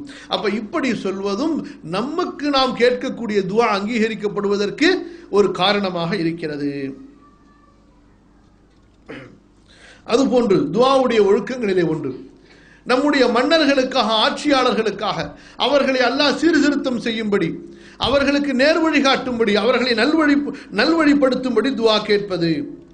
அதுபோன்று உங்களுடைய பொறுப்பு யாரிடத்தில் இருக்கிறதோ, நீங்கள் யாருக்கு கீழ் இருக்கிறீர்களோ, உங்களுடைய கணவனோ, உங்களுடைய தாய் தந்தையோ, உங்களுடைய சகோதரனோ, இப்படி உங்களுடைய பொறுப்புகளை நிர்வகிக்கக்கூடியவர்களுக்காக நீங்கள் துஆ கேட்க வேண்டும். அதுபோன்று பலவீனமானவர்களுக்காக, அநியாயம் செய்யப்பட்டவர்களுக்காக, ஏழைகளுக்காக நீங்கள் துஆ கேட்க வேண்டும். அப்படி நீங்கள் கேட்கும் பொழுது அவர்கள் மீது இரக்கம் கொண்டு, நீங்கள் அவர்களுக்காக துஆ கேட்கும் பொழுது உங்கள் மீது இரக்கம் கொண்டு அல்லாஹ் உங்களது தேவையை நிறைவேற்றுவான். இப்ப இன்று எத்தனையோ செல்வந்தர்கள் தனக்காக துஆ கேட்கிறாங்க, ஆனா ஏழைகளுக்காக துஆ கேட்கறது இல்லை. அதனால ஏழைகளை பற்றிய கவனமே அவர்களது உள்ளத்தில் இருப்பதில்லை. கொடுக்க வேண்டிய அந்த மனப்பக்குவம் அவர்களிடத்தில் இருப்பதில்லை. காரணம் என்ன? ஏழைகளுக்காக அவர்கள் கேட்பதில்லை. ஒரு செல்வந்தனிடத்திலே பெருமை எப்போது வருகிறது? ஒரு செல்வந்தனிடத்திலே செருக்கு, பெருமை, செல்வத்தின் பெருமை, ஆணவம், தற்பெருமை எப்போது வருகிறது? அவன் எப்போது ஏழைகளுக்காக அவன் துஆ கேட்பதில்லையோ, ஏழைகளை தனது துஆவிலே அவன் மறந்து விடுகிறானோ, அப்போது அவன் தனது செல்வத்திலும் ஏழைகளை மறந்து விடுகிறான். எப்போது துஆவிலே ஏழைகளை அவன் புறக்கணித்து விடுகிறானோ, அப்போது அவன் தனது செல்வத்திலும் ஏழைகளை புறக்கணித்து விடுகிறான். சஹாபாக்கள், நபிமார்கள் தங்களது செல்வத்திலே, தங்களது துஆக்களிலே ஏழைகளை நினைவு கூர்ந்தார்கள். எனவே துஆவுக்கு வெளியிலே, துஆவுக்கு வெளியிலே செல்வத்திலும் தர்மத்திலும் கொடையிலும் அந்த ஏழைகளை நினைவு கூர்ந்தார்கள். புரியுதுங்களா இல்லையா? அதுபோன்று 27வது ஒழுக்கம், அல்லாஹ்விடத்திலே துஆ கேட்கக்கூடிய ஒரு அடியான் சிறிய பெரிய எல்லா விஷயங்களையும் கேட்க வேண்டும். முன்பு நாம் உங்களுக்கு சொன்னோம், மூசா அலைஹிஸ்ஸலாம் அவர்களுக்கு அல்லாஹ் எதையெல்லாம் கேட்கும்படி கட்டளையிட்டதாக. செருப்பு வார் அருந்தாலும் சரி, குழைத்த மாவிற்கு உப்பு தேவை என்றாலும் சரி. அதுபோன்று 28வது ஒழுக்கம், துஆ கேட்பவர் நன்மைகளை ஏவக்கூடியவராக இருக்க வேண்டும். அப்போ ஒரு தாய், நன்மைகளை ஏவக்கூடிய ஒரு தாய், அவருடைய துஆ அல்லாஹ்விடத்தில் அங்கீகரிக்கப்படும். அதுபோன்று 29வது விஷயம், தீமைகளை தடுப்பவராகவும் இருக்க வேண்டும். அம்ரு பில் மஅரூஃப் நஹி அனில் முன்கர். எனவேதான் யார் நன்மை, எந்த சமுதாயம் நன்மைகளை ஏவுவதில்லையோ, தீமைகளை தடுப்பதில்லையோ, அந்த சமுதாயத்தின் மீது அநியாயக்கார அரசனை அல்லாஹ் சாட்டி விடுவான். அதற்கு பிறகு அவர்கள் துஆ கேட்டால் அல்லாஹ் அந்த துஆவை அங்கீகரிக்க மாட்டான். 30வது ஒழுக்கம், அவர் பாவங்களிலிருந்து விலகி அல்லாஹ்விடத்திலே துஆ கேட்க வேண்டும். இது ஒரு பொதுவான ஒழுக்கம். சில நேரங்கள் இருக்குது, அதை பற்றி இன்ஷா அல்லாஹ் பின்னாடி முடிஞ்சா சொல்லுவோம். ஒரு மனிதர் துஆ கேட்கும் பொழுது அல்லாஹ், அதான் முன்னாடி நம்ம சொன்னோம், இஸ்திக்ஃபார், தௌபா செய்து அல்லாஹ்விடத்திலே கேட்பது. அப்ப துஆ செய்ததற்கு பிறகும் அவர் பாவத்தின் பக்கம் திரும்பாதவராக இருக்க வேண்டும். இப்ப துஆ, நிறைய பேரை பார்க்கிறோம், ஹஜ்ஜுக்கு வருவாங்க, உம்ராக்கு வருவாங்க, அழுது துஆ கேட்பாங்க, ரொம்ப அழுது துஆ கேட்பாங்க. ஆனால் வீட்டுக்கு, குடும்பத்திற்கு வந்ததற்கு பிறகு, ஊருக்கு திரும்பியதற்கு பிறகு அவர்கள் பழைய நிலைக்கு திரும்பி விடுகிறார்கள். அல்லாஹ் பாதுகாப்பானாக. அப்ப பாவங்களிலிருந்து துஆ கேட்டதற்கு பிறகு பாவங்களிலிருந்து அவர் விலகி இருக்க வேண்டும். அப்போது அவருடைய துஆ அங்கீகரிக்கப்படும். இப்படி ஏறக்குறைய 30 ஒழுக்கங்களை அறிஞர்கள் துஆவுடைய ஒழுக்கங்களாக, துஆவுடைய அந்த துஆ அங்கீகரிக்கப்படுவதற்குண்டான சட்டங்களாக, ஒழுக்கங்களாக, மாண்புகளாக கூறியிருப்பதை பார்க்கிறோம். இதோடு அல்ஹம்துலில்லாஹ் நம்முடைய அமர்வின் 2வது பகுதி அல்லாஹ் சுப்ஹானஹு வ தஆலா நமக்கு லேசாக்கி தருவானாக. இதில் அல்லாஹ் நமக்கு அருள் புரிவானாக. நன்மைகளை சொல்வதற்கும், நன்மைகளை கேட்பதற்கும், நன்மைகளை செய்வதற்கும் அல்லாஹ் நமக்கு அருள் புரிவானாக. ஆமீன். கண்ணியத்திற்குரிய சகோதரர்களே, சகோதரிகளே, துஆக்கள் அங்கீகரிக்கப்படுவதற்குரிய நேரங்கள், காலங்கள், இடங்கள், சூழ்நிலைகள், இவற்றை பற்றி நாம் பார்க்கும் பொழுது, முதலாவதாக லைலத்துல் கத்ருடைய இரவு. அன்னை ஆயிஷா ரலியல்லாஹு அன்ஹா கேட்கிறார்கள், அல்லாஹ்வின் தூதரே ஸல்லல்லாஹு அலைஹி வஸல்லம், லைலத்துல் கத்ரை நான் அடைந்து கொண்டால் என்ன செய்ய வேண்டும்? ரசூலுல்லாஹி ஸல்லல்லாஹு அலைஹி வஸல்லம் தனது மனைவியாருக்கு கற்றுத்தருகிறார்கள். சொல், அல்லாஹும்ம இன்னக அஃபூவுன் துஹிப்புல் அஃப்வ ஃபஅஃபு அன்னி. அப்ப லைலத்துல் கத்ர் இரவு துஆக்கள் அங்கீகரிக்கப்படுவதற்கு மிகவும் ஏற்றமான ஒரு காலம், நேரம். அதில் அடியான் அல்லாஹ்விடத்திலே தன்னுடைய பாவ மன்னிப்பை கேட்க வேண்டும். இரண்டாவதாக, இரவின் நடுப்பகுதியும் சஹருடைய நேரமும். முன்பு நாம் படித்த ஹதீஸிலே பார்த்ததை போன்று. மூன்றாவது, ஒவ்வொரு தொழுகையிலும், குறிப்பாக ஃபர்து தொழுகை, பொதுவாக சுன்னத் நஃபிலான எல்லா தொழுகைகள், குறிப்பாக ஃபர்து தொழுகையில், அதில் அடியான் இறுதி இருப்பில் உட்கார்ந்திருக்கும் போது தஷஹுத் ஸலவாத் ஓதியதற்கு பிறகு அவன் துஆ கேட்பதற்கு மிக பொருத்தமான நேரம். இது எப்போது உங்களுக்கு சாத்தியமாகும்? ஹதீஸில் வந்திருக்கக்கூடிய துஆக்களை பொருள் உணர்ந்து நீங்கள் மனப்பாடம் செய்து வைத்திருந்தால். அப்படி இல்லை, அந்த காலத்தில் ஷாவுல் அமீது சன்ஸ் வெளியிட்ட ஒரு துவாவை படிச்சிருப்பீங்க, ஹனஃபி தொழுகை வழிகாட்டின. அதில் படித்த துவாவை வச்சே கபருக்கு போயிருப்பாங்க. அதுக்கு பிறகு வாழ்நாளில் மறந்து கூட ஒரு ஹதீஸை படிச்சிருக்க மாட்டாங்க, துவாவை படிச்சிருக்க மாட்டாங்க. அதுவும் ஒரு சஹீஹான துவாவான்னு கேட்டால் கிடையாது. அப்ப தொழுகையில் இறுதி இருப்பிலே கடைசியில் சலாம் கொடுப்பதற்கு முன்பு அல்லாஹ்வுடைய தூதர் ஸல்லல்லாஹு அலைஹி வஸல்லம் ஒரே துஆவை கேட்கும் வழக்கம் உள்ளவர்களாக இருக்கவில்லை. பல துஆக்களை பல சந்தர்ப்பங்களில் வித்தியாசமாக ரசூலுல்லாஹி ஸல்லல்லாஹு அலைஹி வஸல்லம் கேட்கும் வழக்கம் உள்ளவர்களாக இருந்தார்கள். அப்ப ஹதீஸில் வந்திருக்கக்கூடிய அந்த துஆக்களை பொருளோடு உணர்ந்து மனப்பாடம் செய்து வைத்திருந்தால் நீங்களும் உங்களது தொழுகையின் இறுதி இருப்பிலே அந்த துஆக்களை கேட்கலாம். நான்காவது, அதானுக்கும் இகாமத்துக்கும் இடையில், இது நீங்கள் தொழுகையில் இருந்தாலும் சரி, சுன்னத்து நஃபிலுடைய தொழுகையில் இருந்தாலும் சரி, அல்லது தொழாமல் உட்கார்ந்திருந்தாலும் சரி, அப்போ அதான் சொல்லப்பட்டதற்கு பிறகு உள்ள நேரம் மிக முக்கியமான நேரம். வீண் பேச்சு பேசுவதற்குள்ள நேரம். அது பெண்கள் ஜமாத்துக்கு கலக்காம அவங்க வீட்டில் இருந்தாலும் சரி, அவர்களுக்கும் இந்த துஆ, இந்த நேரம் பொருத்தமானது தான். வெறும் தொழுகை உள்ளவங்களுக்கு மட்டுமோ அல்லது மஸ்ஜிதில் உள்ளவங்களுக்கு மட்டுமோ என்று அல்லாஹ்வுடைய தூதர் ஸல்லல்லாஹு அலைஹி வஸல்லம் குறிப்பிடவில்லை. மாறாக அதானுக்கும் இகாமத்துக்கும் இடையில் என்று சொல்லி இருக்கின்றார்கள். ஐந்தாவது, ஒவ்வொரு இரவிலும் ஒரு குறிப்பிட்ட நேரம். அது எந்த நேரம் என்று அல்லாஹ் அறிந்தவன். ஆறாவது, அதான் சொல்லப்படும் போது முஅத்தின் அவர்கள் அல்லாஹு அக்பர் என்று ஆரம்பித்து அதான் முடிக்கின்ற நேரம் வரை, இதற்கு இடையிலும் அதானுக்கு பதில் சொல்லியவர்களாக, கவனியுங்கள், அதானுக்கு பதில் சொல்லியவர்களாக. அதானுக்கு பதில் சொல்வது என்பது ஆண்களுக்கு மட்டும் உள்ள கட்டளை சட்டம் அல்ல, மாறாக பெண்களுக்கும் அந்த சட்டம் இருக்கிறது. அவர்கள் ஜமாத்து தொழுகைக்கு செல்லவில்லை என்றாலும் சரியே. அப்ப அதான் சொல்லப்படும் பொழுது அந்த நேரத்தில் அதான் சொல்ல ஆரம்பித்ததிலிருந்து அதான் முடிக்கின்ற வரை உள்ள அதிலும் அதானுக்கு பதில் சொல்லியவர்களாக இருந்து கொண்டு இடையிடையே நீங்கள் கேட்கக்கூடிய துஆவும் அங்கீகரிக்கப்படுகிறது. ஏழாவதாக, மழை இறங்கும் போது கேட்கப்படுகின்ற துஆ அங்கீகரிக்கப்படுகிறது. அது சிறிய பெரிய எந்த மழையாக இருந்தாலும் சரி.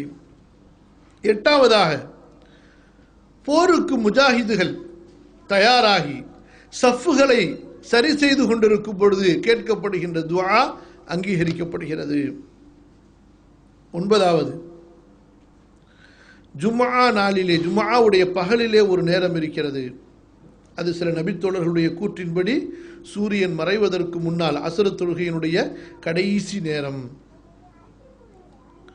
அப்போ அபூ ஹுரைரா ரலியல்லாஹு அன்ஹு அவங்களிடத்தில் கேட்கப்படுகிறது, நீங்கள் இப்படி சொல்கிறீர்களே, அந்த நேரம் தொழுகையில் இருக்கின்ற நேரம் என்பதாக ரசூலுல்லாஹி ஸல்லல்லாஹு அலைஹி வஸல்லம் சொல்லியிருக்கின்றார்களே என்று. அப்போ சொல்கிறார்கள், அல்லாஹ்வுடைய தூதர் ஸல்லல்லாஹு அலைஹி வஸல்லம் அவர்கள் தானே சொன்னார்கள், ஒரு அடியான் அடுத்த தொழுகை எதிர்பார்த்திருக்கின்ற வரை அவன் தொழுகையில் இருக்கிறான் என்று. அப்ப இது மஸ்ஜிதில் உட்கார்ந்து மகரிபு தொழுகை எதிர்பார்த்து இருக்கக்கூடியவர்களுக்கு மட்டுமல்ல, பெண்களும் வீட்டில் இருக்கின்ற போது ஜும்ஆவுடைய நாளில் மகரிபு தொழுகை எதிர்பார்த்தவர்களாக அவர்கள் அந்த அசருடைய நேரத்தின் இறுதி நேரத்திலே சூரியன் மறைவதற்கு முன்னால் கேட்கக்கூடிய அந்த துவாவும் ஏற்றுக்கொள்ளப்படும், துவா அங்கீகரிக்கக்கூடிய நேரம் அது. 10வது, ஜம்சம் தண்ணீர் குடிக்கும் போது நல்ல எண்ணத்தோடு உண்மையான எண்ணத்தோடு ஜம்சம் நீரை குடிக்கும்போது அல்லாஹ்வுடைய தூதர் ஸல்லல்லாஹு அலைஹி வஸல்லம் சொன்னார்கள், ஜம்சம் நீர் அது எந்த நோக்கத்திற்காக குடிக்கப்படுகிறதோ அந்த நோக்கம் நிறைவேற்றப்படுகின்றது.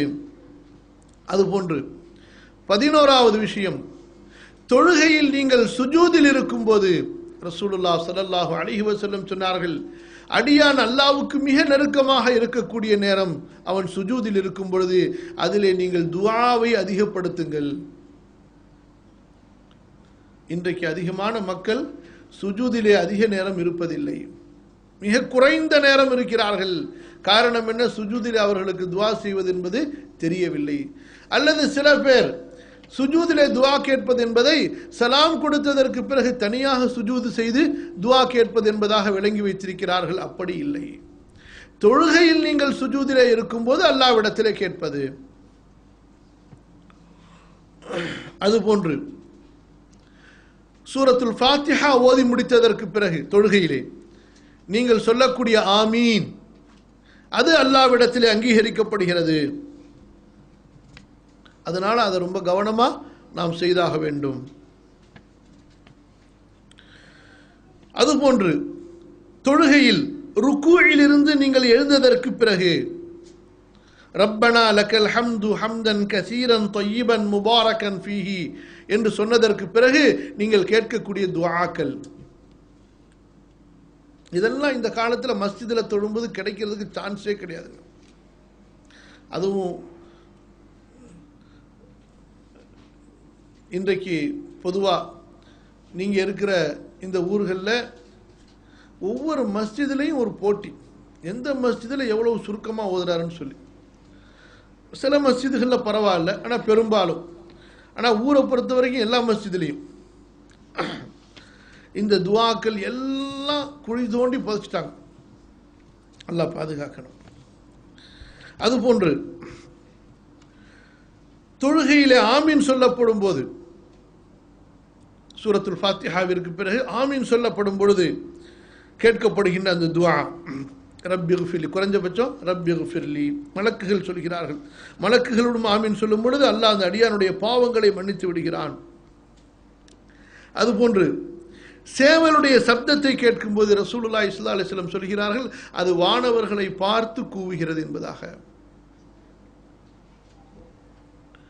கழுதையின் சப்தத்தை கேட்கும்போது நீங்கள் ஷைத்தானிடமிருந்து அல்லாஹ்விடத்திலே பாதுகாவல் தேடுங்கள். ஏன்? அது ஷைத்தானை பார்த்து கத்துகிறது, கழுதையோ நாயோ.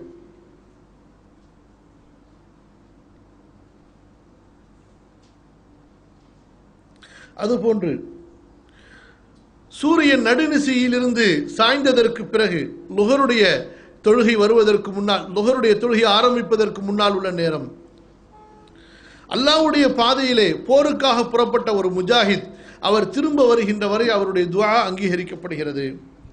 அதுபோன்று ஹஜ்ஜுக்காக புறப்பட்டவர், அதுபோன்று உம்ராவுக்காக புறப்பட்டவர், இவர்கள் தங்களுடைய பயணத்தை தொடங்கியதிலிருந்து அவர்கள் தங்களுடைய இல்லங்கள் திரும்புகின்ற வரை 17 அல்லாஹ்வுடைய பாதையிலே போருக்காக புறப்பட்டவர், 18 ஹஜ்ஜுக்காக புறப்பட்டவர், 19வது உம்ராவுக்காக புறப்பட்டவர்.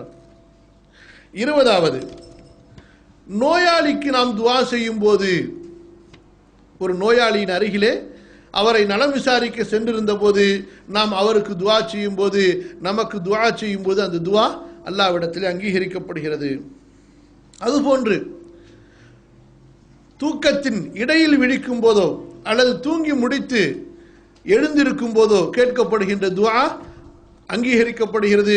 அதிலும் குறிப்பாக ரசூலுல்லாஹி ஸல்லல்லாஹு அலைஹி வஸல்லம் அதற்காக என்று ஒரு துஆ சொல்லிக் கொடுத்திருக்கிறார்கள். அந்த துஆவை கேட்கும் பொழுது கண்டிப்பாக அது அங்கீகரிக்கப்படுகிறது. ரசூலுல்லாஹி ஸல்லல்லாஹு அலைஹி வஸல்லம் சொல்கிறார்கள், யார் ஒருவன் தூக்கத்திலிருந்து இடையிலே விழிக்கின்றானோ, பிறகு லா இலாஹ இல்லல்லாஹு வஹ்தஹு லா ஷரீக லஹு லஹுல் முல்கு வ லஹுல் ஹம்து வ ஹுவ அலா குல்லி ஷைஇன் கதீர் வ சுப்ஹானல்லாஹ் வ லா இலாஹ இல்லல்லாஹ் வல்லாஹு அக்பர் வ லா ஹவ்ல வ லா குவத இல்லா பில்லாஹ் என்று கூறி அல்லாஹும்ம ஃபிர்லி, அல்லாஹ் என்னை மன்னித்து விடு என்று சொன்னால் அல்லாஹ் அவரை மன்னித்து விடுகிறான். அவர் துஆ கேட்டால் அவர் துஆவை அல்லாஹ் அங்கீகரித்துக் கொள்கிறான். அவர் பிறகு ஒழு செய்து தொழுதும் கொண்டால் அவருடைய தொழுகையை அல்லாஹ் ஏற்றுக்கொள்கிறான். 22வது விஷயம், ஒரு மனிதர் தூங்குவதற்கு முன்னால் ஒது செய்துவிட்டு தூங்குகிறார். பிறகு தூக்கத்திலிருந்து இடையிலே அவர் விழிக்கிறார். இப்போது அவர் துஆ கேட்டால் அந்த துஆ ஏற்றுக்கொள்ளப்படும். இந்த ஒரு சிறப்பை அடைவதற்காகவே நாம் ஒது செய்துவிட்டு தூங்க வேண்டும். இதில் ரொம்ப பேர் அலட்சியமாக இருப்பதை பார்க்கிறோம். அப்படி இருக்கக்கூடாது. தூங்குவதற்கு முன்னால் உது செய்துவிட்டு, அதுவும் எப்படி வருகிறது?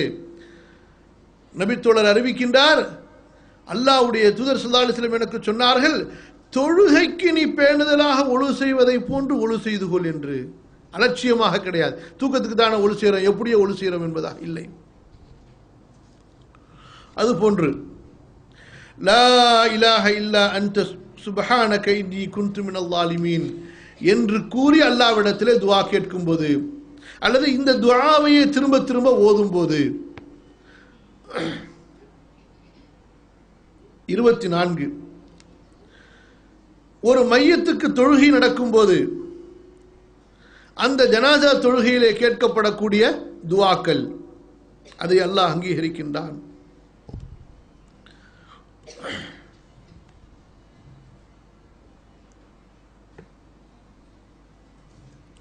அதுபோன்று அல்லாஹுவை புகழ்ந்து நபியின் மீது ஸலவாத் சொல்லி கேட்கப்படக்கூடிய துஆக்கள் அங்கீகரிக்கப்படுகின்றன. அதுபோன்று அல்லாஹ்வுடைய பெயர்களில் அவனுடைய அல் இஸ்முல் ஆதம், மிக மகத்தான பெயர் என்று அறியப்பட்ட அல்லாஹ் என்ற பெயரையோ, அல்லது யா ஹய்யு யா கய்யூம் என்ற பெயரையோ, அல்லது வ இலாஹுக்கும் இலாஹு வாஹித் லா இலாஹ இல்லா ஹுவர் ரஹ்மானுர் ரஹீம், அல்லது அலிஃப் லாம் மீம் அல்லாஹு லா இலாஹ இல்லா ஹுவல் ஹய்யுல் கய்யூம், அல்லது யா தல் இஸ்ஸத்தி அல்லதி லா துராம் யா தல் ஜலாலி வல் இக்ராம் என்று அல்லாஹ்வுடைய மகத்தான பெயர்களாக அறியப்பட்ட அந்த தூய திருப்பெயர்களை கூறியதற்கு பிறகு கேட்கப்படுகின்ற துஆ அங்கீகரிக்கப்படுகிறது. அதுபோன்று 27வது விஷயம், ஒரு முஸ்லிம் தன்னுடைய முஸ்லிமான சகோதரனுக்கு அவனுக்கு மறைவிலே கேட்கின்ற துஆ அங்கீகரிக்கப்படுகிறது. 28வது, அரஃபா நாளிலே அந்த அரஃபா மைதானத்திலே கேட்கப்படக்கூடிய துஆக்கள் அங்கீகரிக்கப்படுகின்றன. 29வது, ரமதான் மாதத்திலே கேட்கப்படக்கூடிய துஆ. அதை கவனிங்க, இது கொஞ்சம் சுருக்கமாக நம்ம பார்ப்போமே.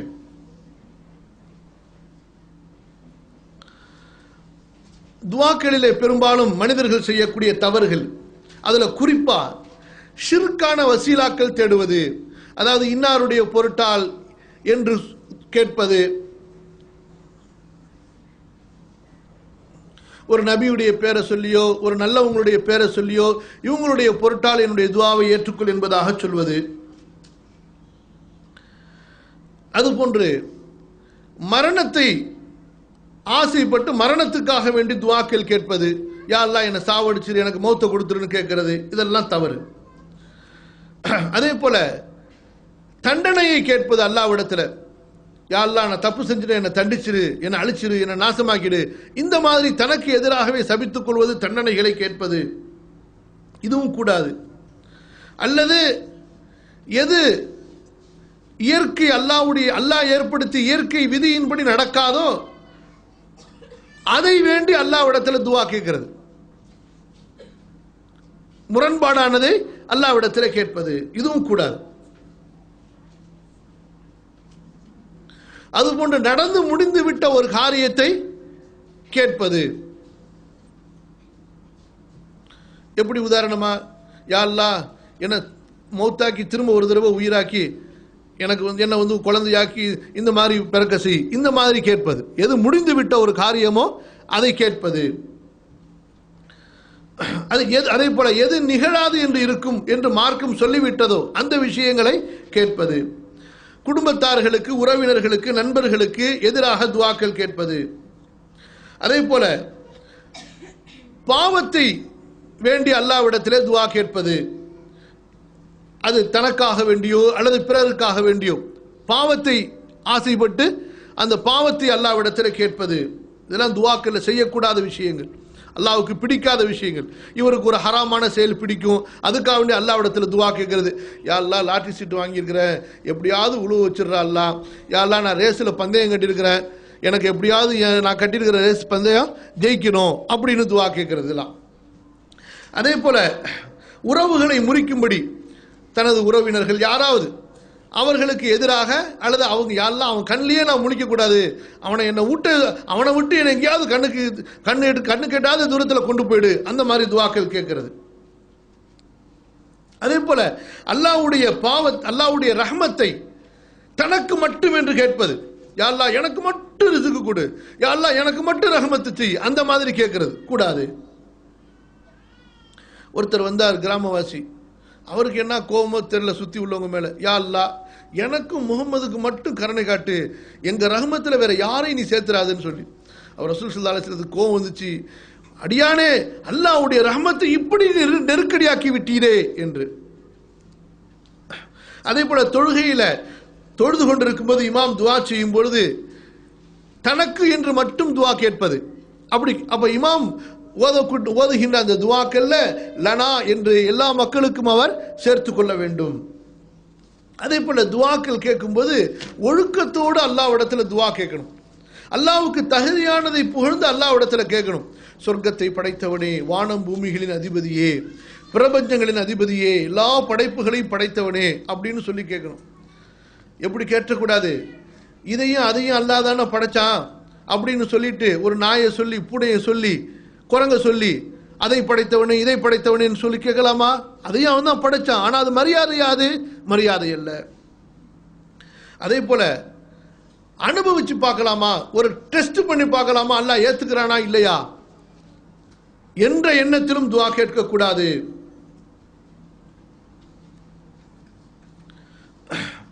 அதே போல கெட்ட எண்ணத்தினால் துஆ கேட்க கூடாது.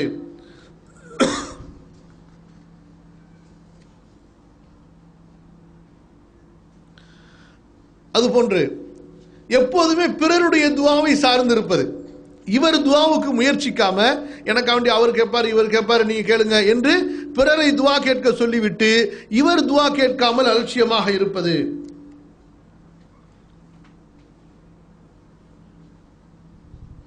அதே போல துஆ கேட்கும்போது ராகமா நீட்டி பாட்டு பாடுற மாதிரி துஆ கேட்கிறது. ரொம்ப பேர் தொழுகையில குறிப்பா குனூத்துல துஆ கேட்பாங்க. இந்த மாதிரி துஆக்கள் தவிர்க்கப்பட வேண்டியது. அந்த மாதிரி ராகம் போடக்கூடாது. அதே போல அல்லாஹ்வை புகழாமல், அவனுடைய அழகிய திருப்பெயர்களை கொண்டு அவனை புகழாமல் துஆக்கள் கேட்பது, அல்லது ஒவ்வொரு துஆவுக்கும் ஏற்ப அவனுடைய அழகிய பெயர்களை கூறாமல் வெறும் தன்னுடைய தேவைகளை மட்டும் கேட்பது, இதுவும் துஆவுடைய ஒழுக்கத்துக்கு மாற்றமானது. ஒன்னொன்னு கேட்கும் பொழுது நீங்க அல்லாஹ்விடத்தில் அவனுடைய அழகிய பெயர்களை சொல்ல வேண்டும். அதே போல துஆ கேட்டதற்கு பிறகு நிராசையாகி விடுவது, நம்பிக்கை இழந்து விடுவது. நான் கேட்ட துஆ, ஆனா என் துஆவில் அங்க அல்லாஹ் எங்க ஏத்துக்க போறான், அஸ்தக்ஃபிருல்லாஹ் அலீம், இந்த மாதிரியான வார்த்தைகள் இதெல்லாம் தவறு. அதே போல துஆ கேட்கும்போது பொதுவா மொத்தமா துஆ கேட்கணும். எப்படி ஒரு சஹாபியுடைய மகனார் துஆ கேட்டார், யா அல்லாஹ் சொர்க்கத்தில் எனக்கு அந்த இடத்துல ஒரு மாளிகையை அதை சுற்றி ஆற, அப்புறம் எனக்கு சொர்க்கத்தில் தங்க தாம்பாளங்களை, இப்படிலாம் கேட்டார்.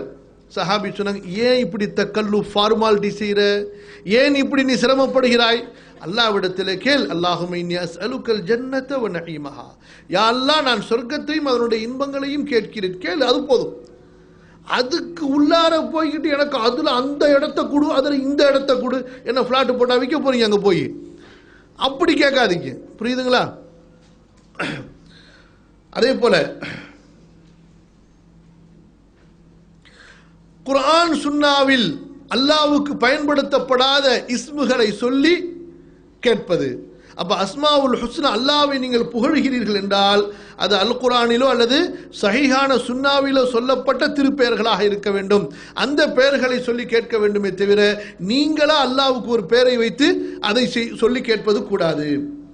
அதே போல ரொம்ப கத்தி சப்தமிட்டு முரட்டுத்தனமா கேட்கிறது, கதறது, ரொம்ப சப்தமிட்டு வீறிட்டு, ஒன்று தனிமையில் நீங்க அழுது கதறுகிறீர்கள். கதறுவது என்பதில் ரெண்டு விஷயம் இருக்கு. ஒன்று அதிகமான அழுகைக்கும் கதறுதல் என்று சொல்லப்படும், இன்னொன்று சப்தத்தை உயர்வா கத்துறது, ஆனா அழுக அங்க இருக்காது, அது கூடாது. பார்த்துருப்பீங்க நீங்க, இந்த ஒரு கூட்டம் இருக்காங்க, அவங்க கூட்டமாக உட்காந்து கடைசி அவங்க கூட்டம் கூடி கடைசி ஒரு நாளில் துவா கேட்பாங்க. அப்போ கத்துவாங்களே தவிர அங்கே உள்ளம் அங்கே ஒன்றிணைந்து இருக்காது. அதுவும் பொது சபைகளில் எல்லாத்துக்கும் மத்தியில் அது முகஸ்துதியை ஏற்படுத்தும். அப்போ அந்த மாதிரி கதறி கத்தி கேட்கறது இருக்குதே, சப்தத்தை உயர்த்துவதிலே, அது கூடாது. அதே போல அல்லாஹ்விடத்தில் சோதனைகளை நீக்கித்தா, கஷ்டங்களை நீக்கித்தா என்று கேட்காம, யாரெல்லாம் பரவாயில்ல நீ கஷ்டம் கொடுத்தாலும் கொடு, ஆனால் எனக்கு லேசான கஷ்டமா கொடு, அல்லது எனக்கு அந்த கஷ்டத்தில் நீ எனக்கு உதவி செய், கஷ்டத்தை கொடு, கஷ்டத்தை நீ கொஞ்சம் மென்மையாக கூட அப்படின்னு கேட்கறது. அல்லாஹ்வுடைய கஷ்டத்தை யாராவது தாங்க முடியுமா? சோதனையை யாராவது தாங்க முடியுமா? யாரெல்லாம் நீ என்னை சோதிக்கிறதா தான் சோதிச்சுக்க, நீ சோதிச்சா எனக்கு பொறுமையை கொடு. அஸ்தக்ஃபிருல்லாஹல் அஸீம். அந்த மாதிரிலாம் கேட்கக்கூடாது. அதே போல அல்லாஹ்விடத்தில் நீ நாடினால் எனக்கு கொடு, நீ நாடினால் என்னை மன்னித்துக்கொள், நீ நாடினால் எனக்கு கருணை காட்டு என்பதாக அல்லாஹ்விடத்தில் நிபந்தனை போடக்கூடாது. அல்லாஹ்வை யார் நிர்பந்தப்படுத்த முடியும்?